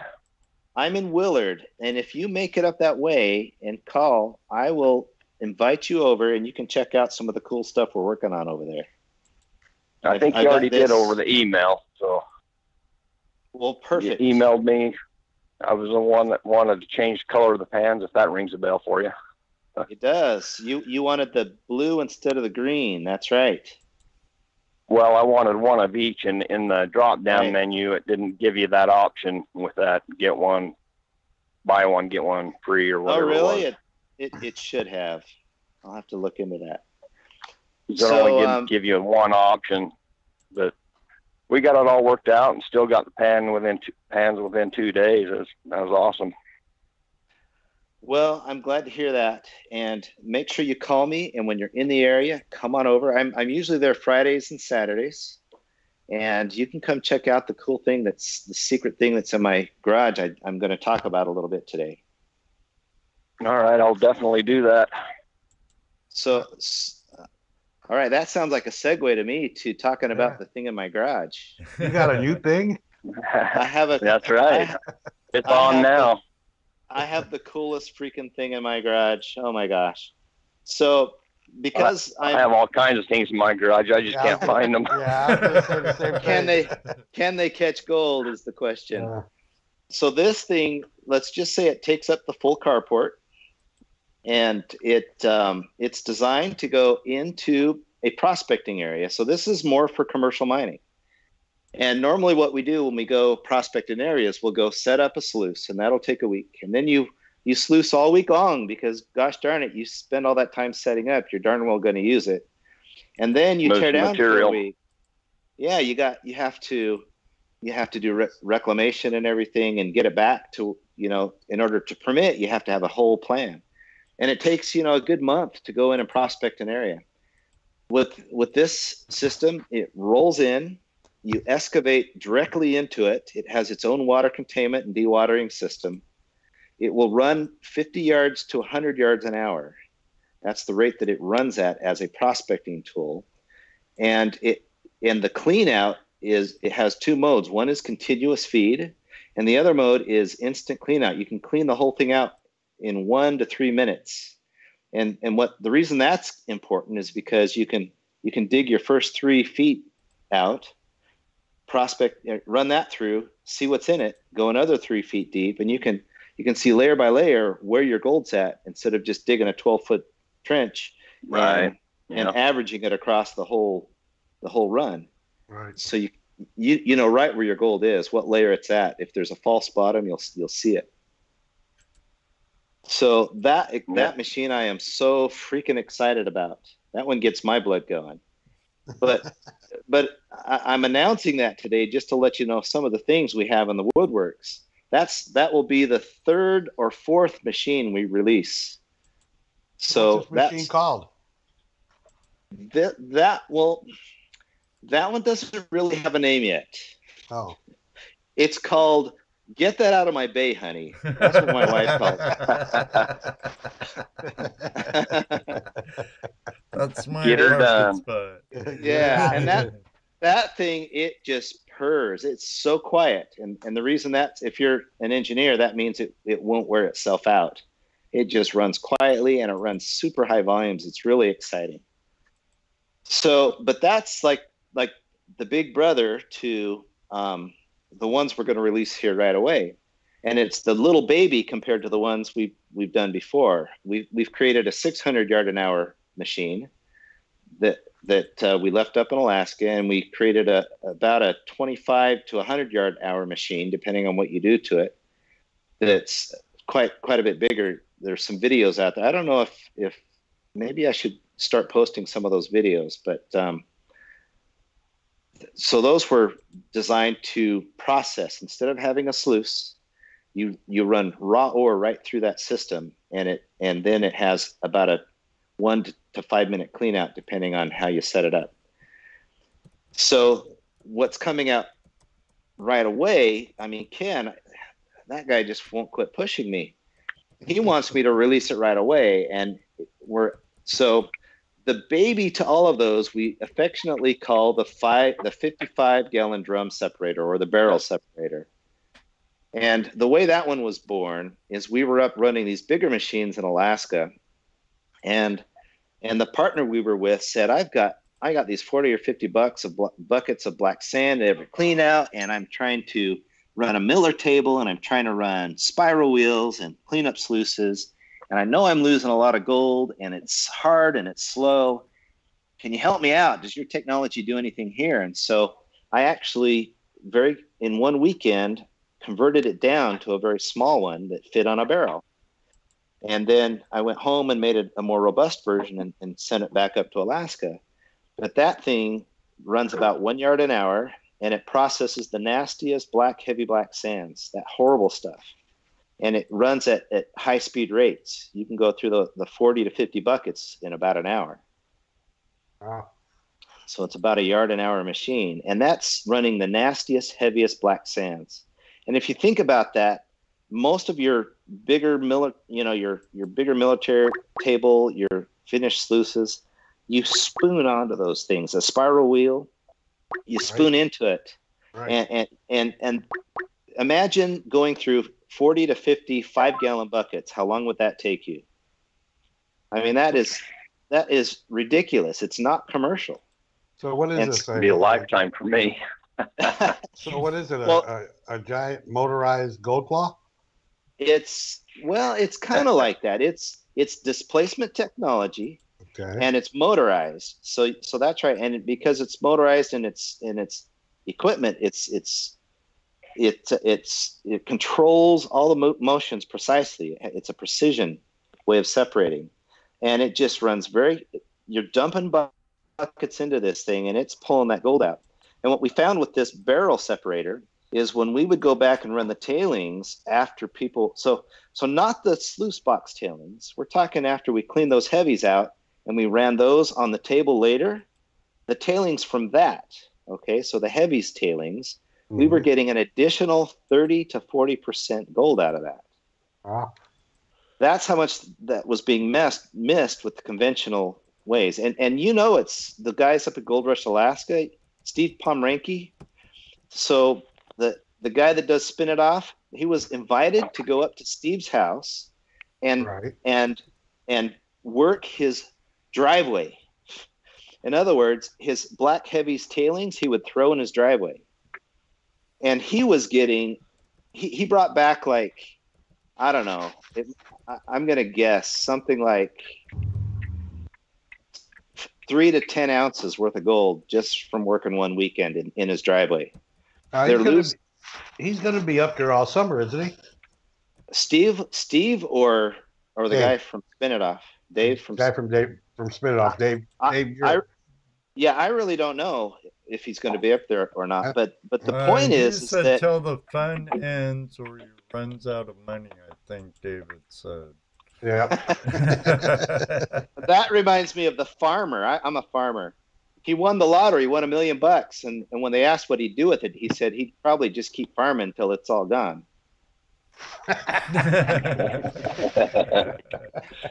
So the farmer. The point of that story is that when you're seeing these guys pulling these big pans of gold mounted with gold, it's another 20 or 30 or 40% sitting out in their bone pile that they can't get. It's the super fine, the flat. It's hard to get. And this system was pulling 99.5% out at commercial run rates. It was just blowing our partners up there that are native Alaskans. It was blowing their minds. They couldn't believe it. And when I left, they wouldn't let me leave with the equipment. They insisted I leave it back with them. Leave it here. So we'll store that for you. Yeah, write the check exactly. And you can store it. Well, I do have another one of those I reproduced in my driveway. So when you come over, we'll go out there and we'll play with that one.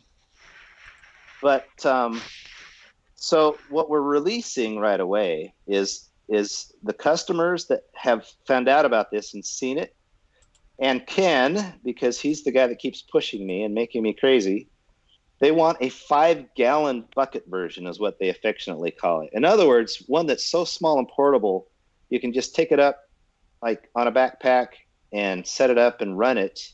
And think about what we're saying. If they're losing 30% at their finishing, how much do you think they lost in their big full-scale sluice? Well, so Another get ready to 30%. bring that little 5-gallon one out there. We'll beta test it for you and help you run it through its That phases. sounds great.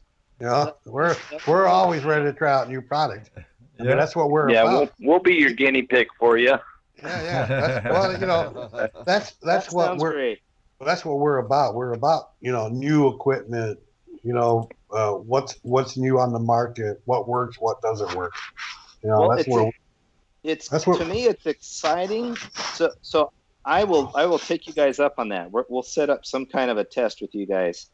Cool. So, but I'm excited to get a product that can pull gold off at that rate. That's so small that it can be used for this recreational. What's the right word for it? Right, the non-commercial mining that we can do without having a permit. There you go. Small scale mining. The non-permitted mining, but have that commercial rate that you can run. You can just shovel into this thing and not lose all that gold that you would in a sluice. That fine and flat gold. I got just a machine to compare it with. Perfect. I got just a machine to compare it with. We've tried this machine with hard rock. We crush hard rock and run it through there, and it catches it. This thing is incredibly good at catching that super micro. We were getting tons of 1,000 mesh flour gold, and the difference between like fly poop and flour gold is literally, it's like flour. You blow on it slightly and it just poofs into the air. That's like Gray's gold. We call it face powder. Talcum powder. Oh yeah. Oh yeah. It's way smoother than talcum powder. It's super fine, and that 1,000 mesh gold, and it's catching this stuff. And that's what displacement can do, because you don't have suspension forces fighting for the gold. I've explained this before, but some of your listeners are new. The suspension, which is water that rushes through and pulls the light sands out, that suspension force is calculated by the surface area of the particle and its weight. So it's the surface area to volume ratio. And so the smaller the particle is, the higher the surface area to volume ratio. In other words, it takes the same amount of force to move a grain of sand out as it does a 1,000 mesh piece of gold because of the weight. And so to get that sand to move out of your sluice, you're blowing away all your micro gold. All that fine gold is gone. And this is what I like about the Dream Mat. See, I've got what is called a speed banker. That there's no classification. Everything goes out the front over the mat, rocks, everything. No need to classify. And that picks up the really fine powdery gold. Just so there, and I can run it fast and hard. So that'd be interesting to see. So if you set up things right on a sluice, you're going to catch a lot of that fine gold. And what I love about a sluice is that it uses the energy of the river. You don't have to pack up energy like you would a machine. So there's a place for sluices. There's a real powerful place for sluices. But if you want that gold you're losing from the water, if the water can remove sand, it will remove your 1,000 mesh gold. It'll pull it right with it because of that surface area to volume ratio. And that's also the problem with your beach sands, is that super fine gold that's round is fighting with that round black sand, and it's really hard to get that to separate unless you're using displacement. Right. So that's what this type of a system uses, or it's what this type of a system does, is it doesn't care about the size of the gold. It only cares that its molecular weight is heavier than the other materials in there, and so it's able to pull that down and separate it. So this is neat technology. I'm actually way more excited about the machines, but the pan had to go first. And so did you ever get your big pan? So that is coming out. So we've had trouble getting it out. We were hoping to have it on Kickstarter by now, but that one should be ready to go out on Kickstarter in the next 3 weeks. So mid-July is our plan there. So if we can stay on track, by mid-July, we're going to have what we're calling so we have the pocket pan, we have the prospector pan, and now we have the production pan. And it's big. I mean, the prototype holds a half of a 5-gallon bucket. And 2 people operate that one. Well, you would think so, because half of a 5-gallon bucket is freaking heavy until you submerge it. Right. Once you submerge it, that's what I was going to say. Once it's underwater, it's going to feel lighter. That's it. The buoyancy lifts 1/3 of that pan for you, and so it takes a lot of that weight off your hands. And I can easily maneuver that thing, half a gallon bucket, and it takes me 17 seconds to go through a half of a 5-gallon bucket. It's ridiculous fast, and that's without rushing it. And that's river rock. If it's heavy black sand, you're going to have to slow down. Right. Well, you're gonna concept. Yes, it's displacement, just like the others. I was going to say, same concept as if you guys out there that have been dredging, you're underwater and there's a big boulder under there, and you say, wow, I don't think I'll ever be able to move that. You go pry on it, and hey, this thing ain't as heavy as it looks. That's because of the buoyancy. The buoyancy. Right. Yeah, it lifts 1/3 of the weight for you. So I still think I'm going to have to scale it down just a little bit. That's some of the stuff we're going through. I think 2.5 gallons might be a little over the top. Maybe at 1.5 gallons, maybe 2, somewhere in there is what we're working on. I don't know how you guys feel about that. Give me some feedback. Right. How big does it need to be? I don't know myself. That just to me, that big a pan would feel like a lot of extra work. I mean, I understand the concept, but I'm old, so I don't last as long as I used to. Ask my wife, but it just, for me, it would seem like it would be too big especially for my situation where I'm not really. I don't know. I got a high banker and all this other stuff, and the pocket pans work great. And I just think that for me personally, that big old monster pocket pan is just going to be too much. I may be wrong. A pocket pan. How big are your pockets? Yeah, big pocket. I got big pockets. That's my grandkids. They got to be big to hold all your money, right? Yeah, but you know what I'm saying. I like the pocket pan. It's nice pan. Yeah, so that's kind of the dilemma I'm in right now. I'm trying to finalize the size, because if you think about it, 17 seconds to wrestle down a half of a 5-gallon bucket, it's not that big of a deal. But at the same time, it's a freaking half of a 5-gallon bucket. Right. So you still got to dig that half a bucket of material. You're going to dig it no matter what size pan you use. The question is, how fast do you want to process it? Right. And if you're mining, I mean, this is the production pan. You could prospect with it, but it's meant to mine in. It's a hands and pans lifesaver. Some people don't mind just mining. And think about that. How long does it take you to go through a 5-gallon bucket if you're sluicing?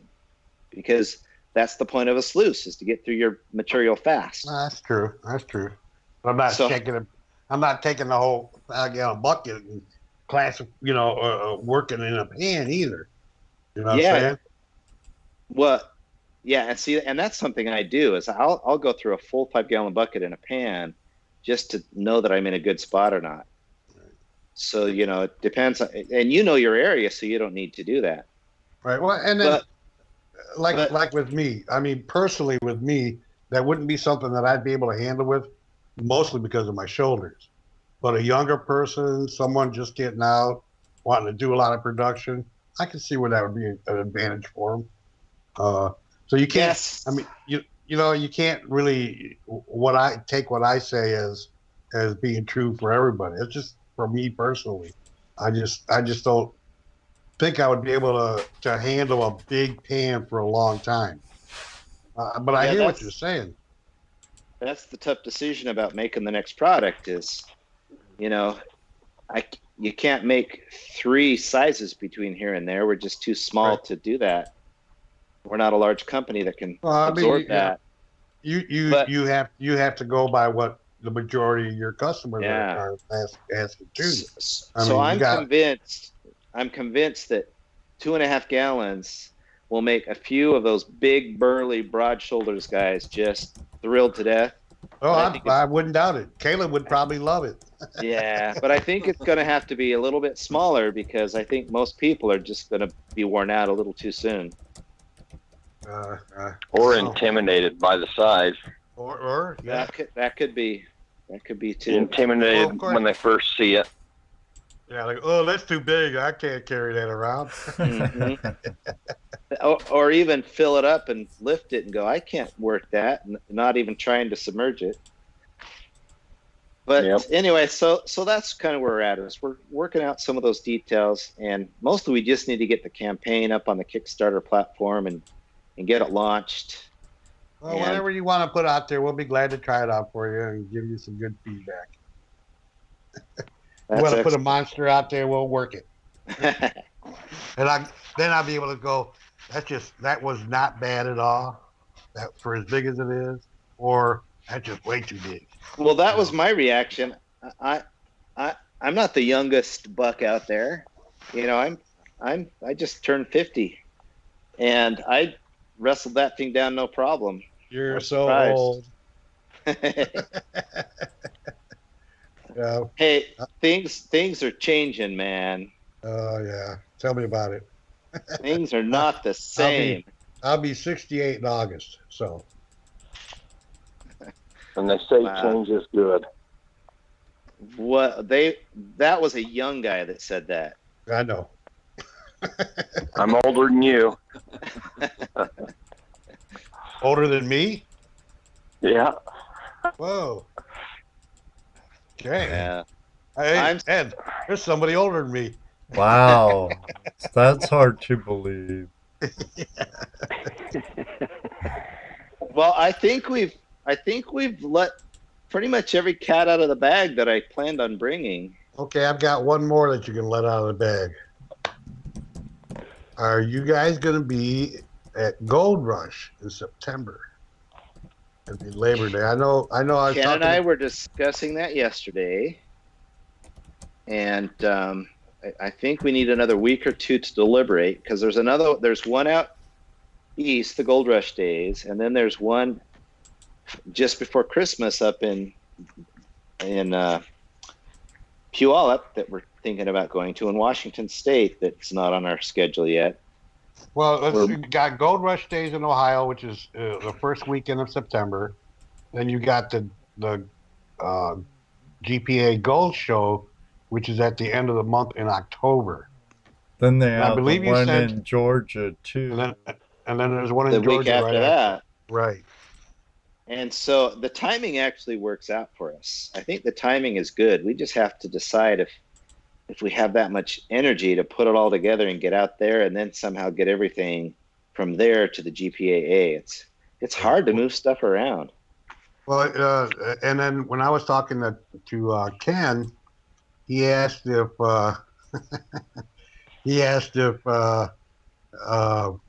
we would help him at the Gold Rush shows in Ohio, September, Labor Day. And I told him I had to pass on that because we're doing our Take a Vet prospecting project that same weekend at the Gold Rush show. Oh, really? Yeah, we got we're taking 5 vets to Gold Rush. We're supplying everything. Well, I love that. Let us get you some purple gold pans to support that. Oh, love it! Excellent. We got 5 guys going to be there. You know our soft spot for veterans. Yep. We probably should mention that. If Ken were here, he would have boxed me on the back of the head for not mentioning it already. Yeah, right. Mention it. So I'm gonna tell that story. So Ken, he's a veteran. He served over in the Middle East and other places. Some pretty exciting, wild stories that he's lived through. I can't believe he's lived through them.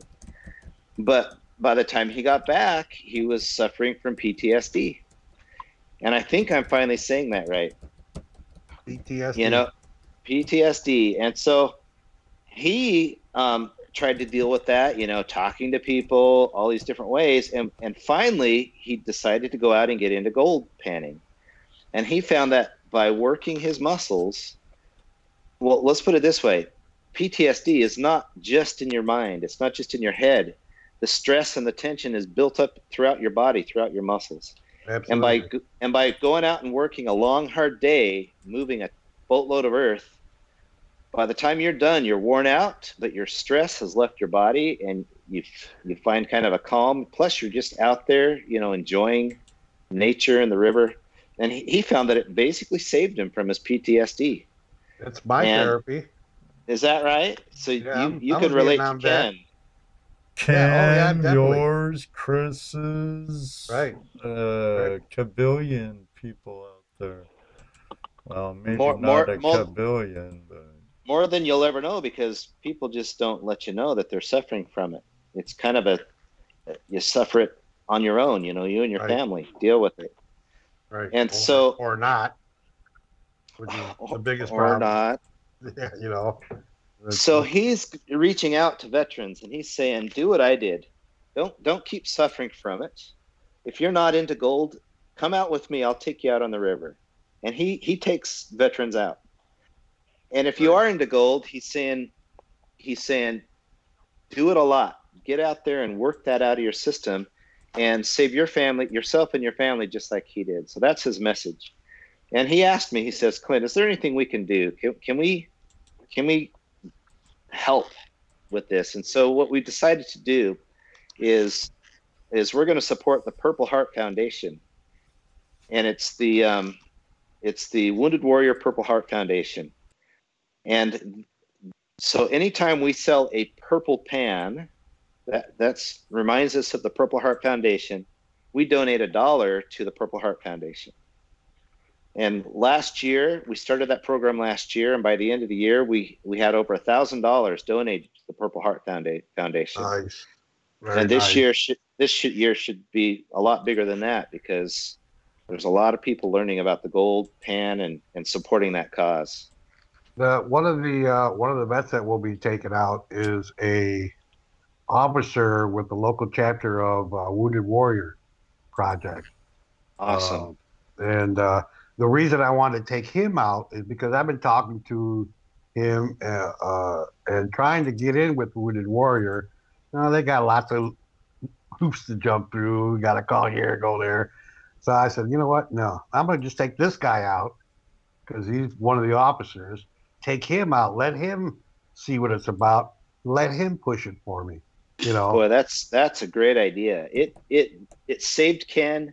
It's saving other people. That group needs to know that there is something that gets in your blood. People love it. It helps you get back out there just because it's fun to find that gold. But it you were saying like stress. Right, like you were saying, it works your muscles and everything, but at the same time, it does reduce that stress because you're not. And I've said this before. You're not thinking about all those terrible things, all those stresses that you're having in life and from the past, the memories and all that. That kind of stuff just kind of goes in the back, and you forget about it. Sitting there looking at the pan, looking for gold, and it just it's been a great therapy for me. Well, Ken says it's an awareness thing too, because he says people with PTSD don't always understand what's wrong. They don't understand what's going on. They're having these thoughts and they're having trouble imagining, are they safe? Is this room in control? Right. What is, and they don't realize that they're actually suffering from PTSD and that there's something they can do to calm that. Yep, that's right. And a lot of our members in the Buckeye chapter are veterans, and some of them suffer from some of them were during the War of Vietnam, Desert Storm, Afghanistan, and the wounds aren't always physical, Sometimes they are, but they're not always physical. I don't have any physical wounds myself, and again, I never knew I had it until I realized, oh man, I'm feeling so much better. Actually, I found out when I went down to D.C. for Memorial Weekend, and was down at the wall. That's what broke the dam, so to speak. You know, I all of a sudden had all those emotions, all those feelings of guilt and fear, and they just all exploded out of me when I was down there, and that was a rough thing to go through at that time, especially considering that I didn't even realize I had it, you know. But I got a lot of help down there while I was there, and I come back, and like I said, that's once that dam is broke. Well, I can't imagine what it's like to go through that, but man, I love my heroes, our veterans, my friends, and it's such an honor to be able to, you know, be part of something, help Ken with his quest there, be part of that. That's cool. That's real cool. We have another caller on the line. So you can hear me okay? Hey, I'll get off there. Thanks for calling, Jeff. All right. Hey, while I got a second, I'll thank the veterans out there that do what they done for us. Hey, well, thanks for calling in. With that, I'm getting. All right, we'll talk to you guys later. Later. Thank you, Jeff. It's great to meet you. Bye. Okay. Sorry for making you wait so long, caller. What's your name? Where are you calling from? Oh, well, you know who this is. Oh, it's our buddy John. How's it going? That is John, right? No, it's not. No. Oh. This is Lee. It's our other buddy, Lee. How's it going, Lee? Now you got it. I got you now. There you go. This is Lee from Spin It Off? No. No. Yeah, Little Gold Spinner. Little Gold Spinner. Little Gold Spinner. Sorry, this is Lee from Little Gold Spinner. Yes. Yeah, the inventor and previous owner of Little Gold Spinner. Well, yay. Call in. And I guess I just wanted to follow up with what he said as far as thanks to Ken and you, Jesse, and all the other veterans out there, and I appreciate everything you guys have done, and sorry for what you go through afterwards. But yeah, well, you know, that's I guess that's the price of war, isn't it? You just got to learn to deal with it. Yeah. It's hard. It's really hard when you don't realize what's going on, when you don't know what, you know, why am I always pissed off? Why is it things working like they're supposed to? You know, and it's just your own stress. You stress yourself out over stuff. You know, but yeah. Hey, I appreciate it. I can only imagine. I appreciate it. And you know, here's the thing. You know, people will say, "Oh man, you were a hero. You were a hero." No, I never felt that. I actually never felt that way until that time when I went down to DC. I've actually been there a couple times since. When your fellow veterans come up and thank you for what you did, because what job I had saved their lives at different times. You know, I wasn't out in the field. I was a Cobra crew chief. I was a helicopter mechanic. But the fact that I kept my helicopter flying is what saved them, and they appreciated. And at that point, you realize, wow, I did do something there. I don't have to feel guilty because I wasn't out killing and maiming and, you know, guts and goring my teeth or anything like that. I was doing my job though, and that's right. What was important. And even those guys that were out doing the shooting and all that, they were doing their job. Right. And right. The price of freedom is not cheap. No. It never has been, and it never will be. Right. It's just the way the world works. And I'm sure you've seen that. You know, I made an oath, and that I was never relieved of that duty. I mean, I was let out of your service, but I was never relieved of that oath. So you can always count on a veteran, that's for sure. Absolutely. I have a lot of really good friends that are veterans, and they're some of the best people I know. And Well, that whole experience changes people, and it's amazing what type of a change it makes in people.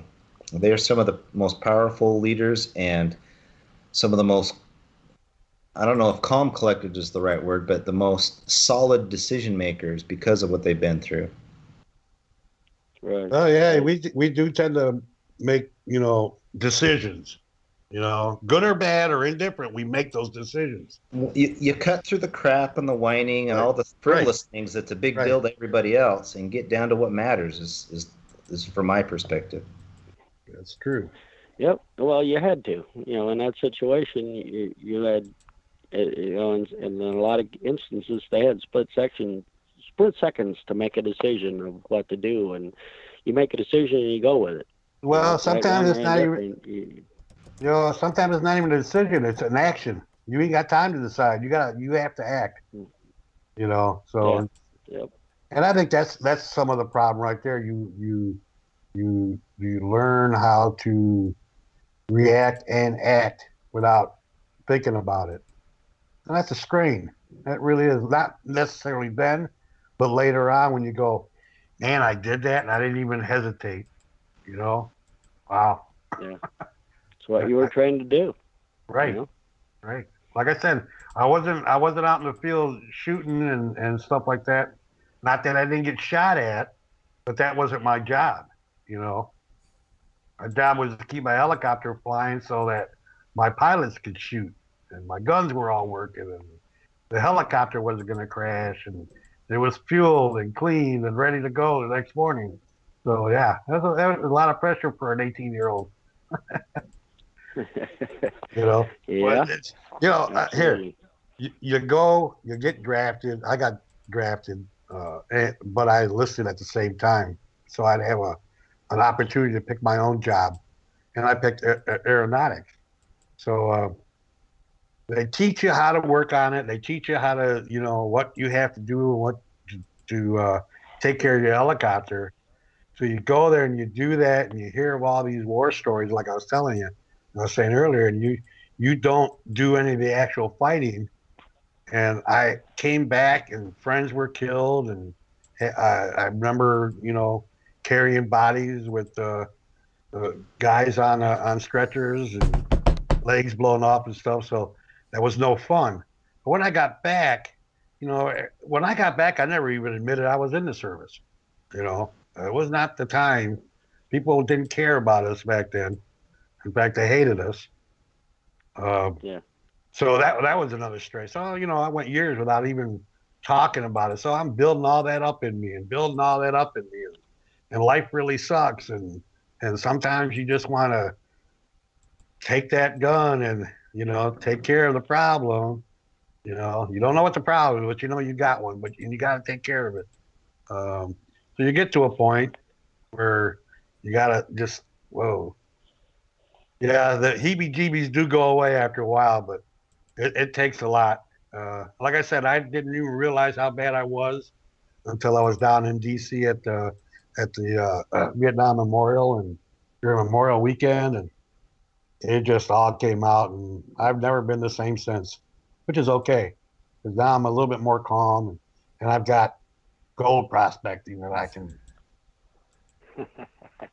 you fall into or hide in or get away from it when stuff gets really bad. When stuff gets bad in my mind, because it's in my mind, I go downstairs in my room and just start panning.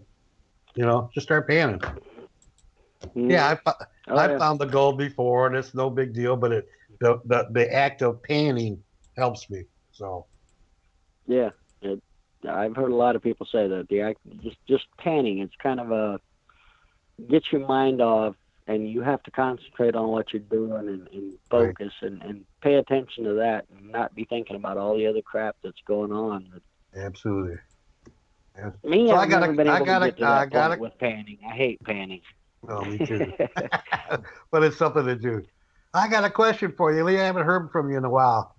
What's up? How's that working out for you? In my particular situation, it did not work well. No. With what I'm dealing with, the water was too deep, and There was just too much material and it overwhelmed it. Hmm.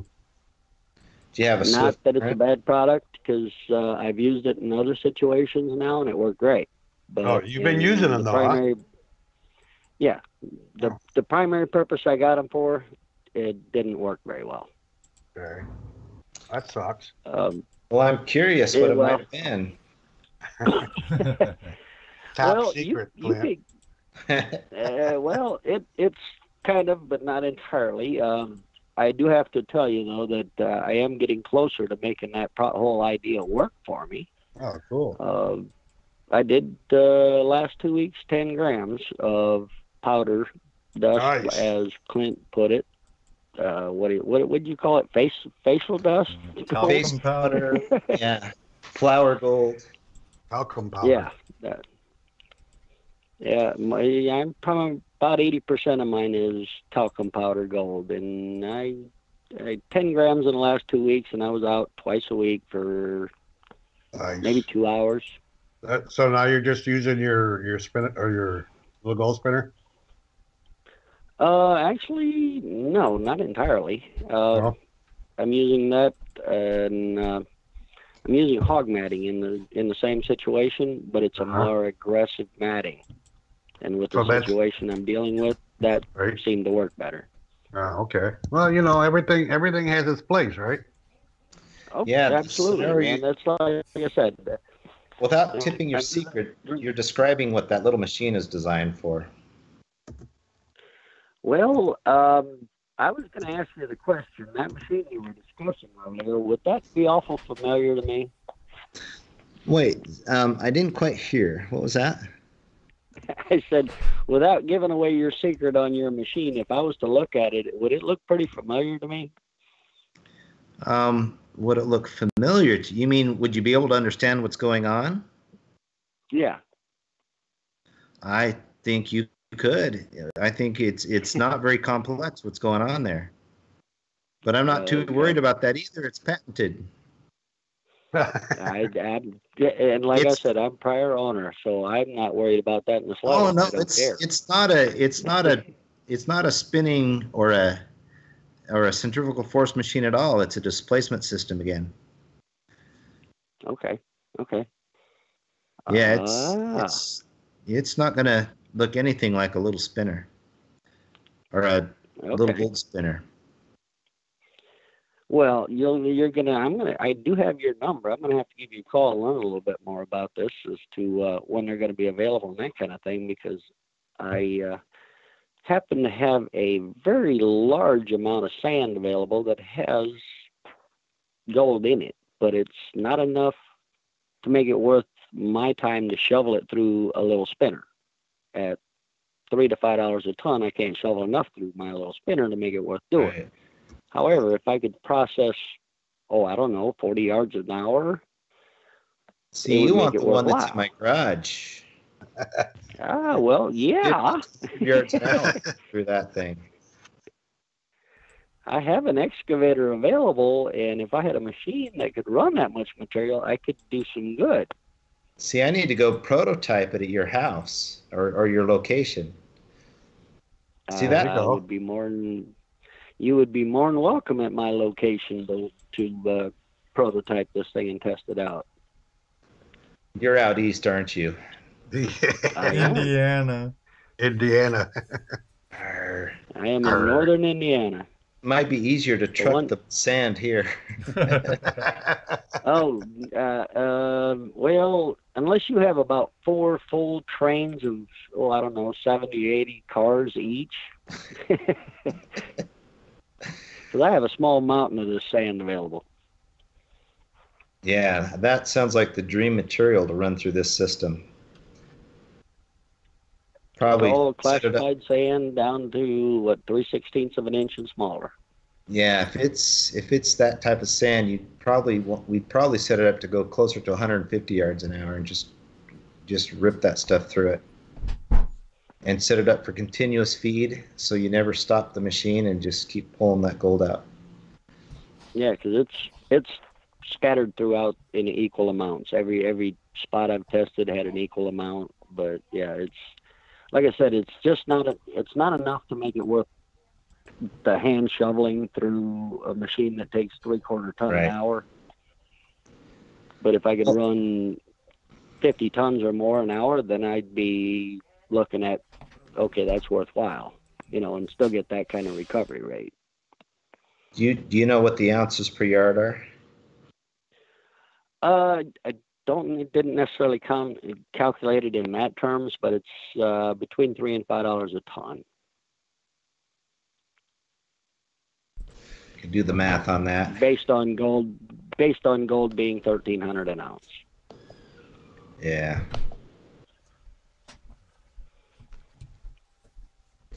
You got me in my engineering mode. I'm pulling up Excel. Get that away. Well, I was going to say get your slide rule out, but they don't use those anymore, do they? No. I have, however, found a few limited spots here and there in the system that I do much better than that. That is worth my time to run it through the spinner. And like I said, a couple hours a day, twice a week, and I can clean those spots out. And I got 10 grams out in the last 2 weeks, so I'm pretty satisfied with that on a part-time basis, at least. The only thing I'm asking, I don't want a bigger gold claw, but I want one with bigger riffles. Because I have discovered that 2 grams or more of that powder gold will fill the riffles and you'll start losing it. Yeah, that's now. See, you're talking about that fourth pan I was trying not to bring up. Funny how that works. Yeah, when you start to get commercial, you need that fourth pan to get finish off that gold. Well, I started using the gold claw to do my final panning, because when I'm running my spinner, I have about a cup of concentrate, so it's not a lot.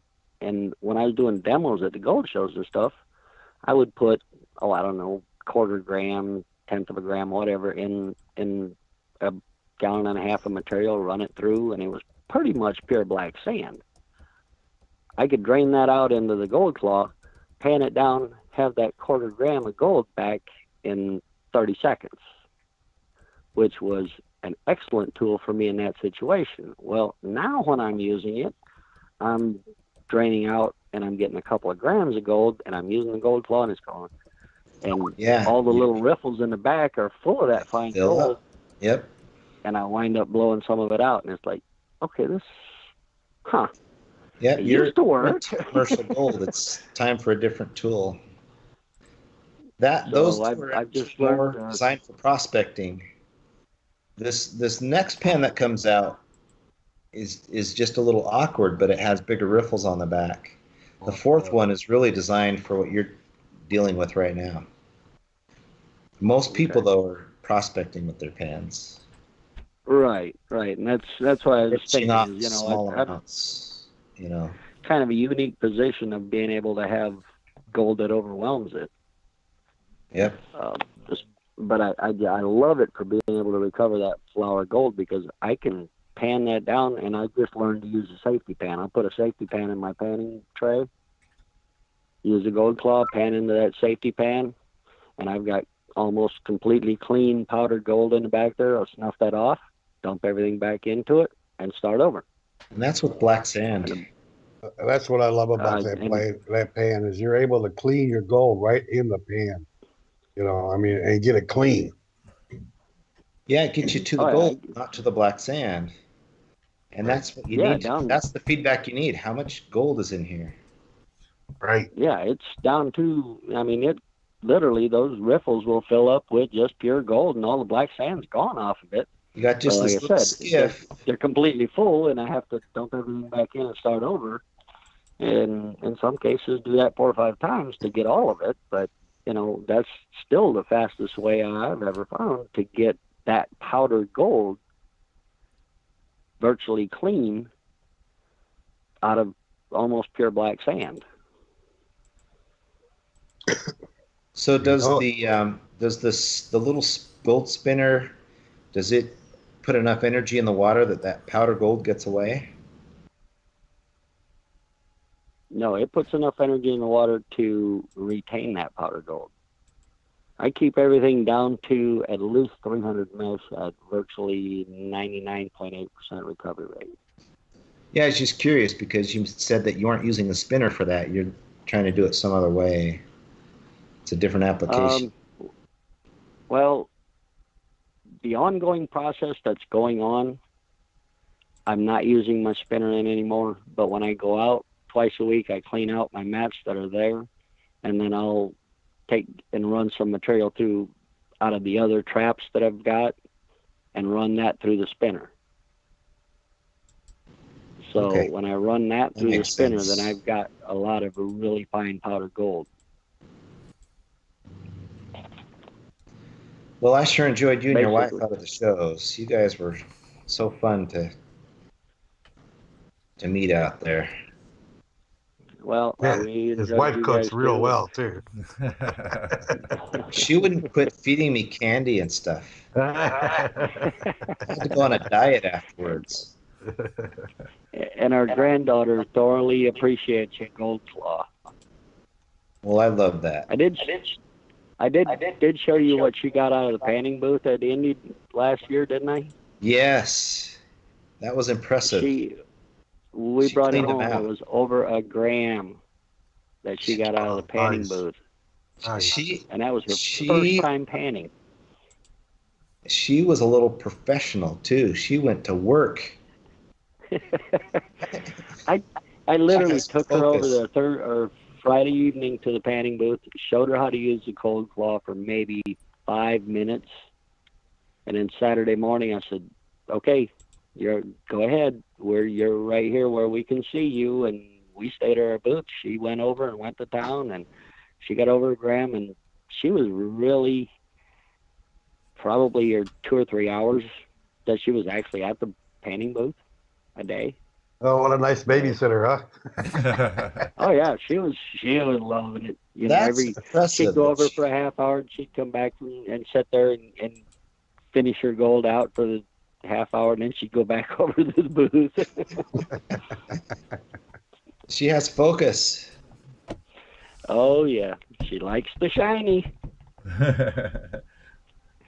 A lot like Papa, huh? Yep, she done got hooked. Okay, gentlemen, I hate to cut this short, but my producer's pounding on my ceiling. Do you want to do a giveaway? Well, I don't. A lot of people have left, and I'm not sure how we could do it. We could have you back on again sometime, and in the near future. I'll tell you what I'll do for you. I'll make it easy.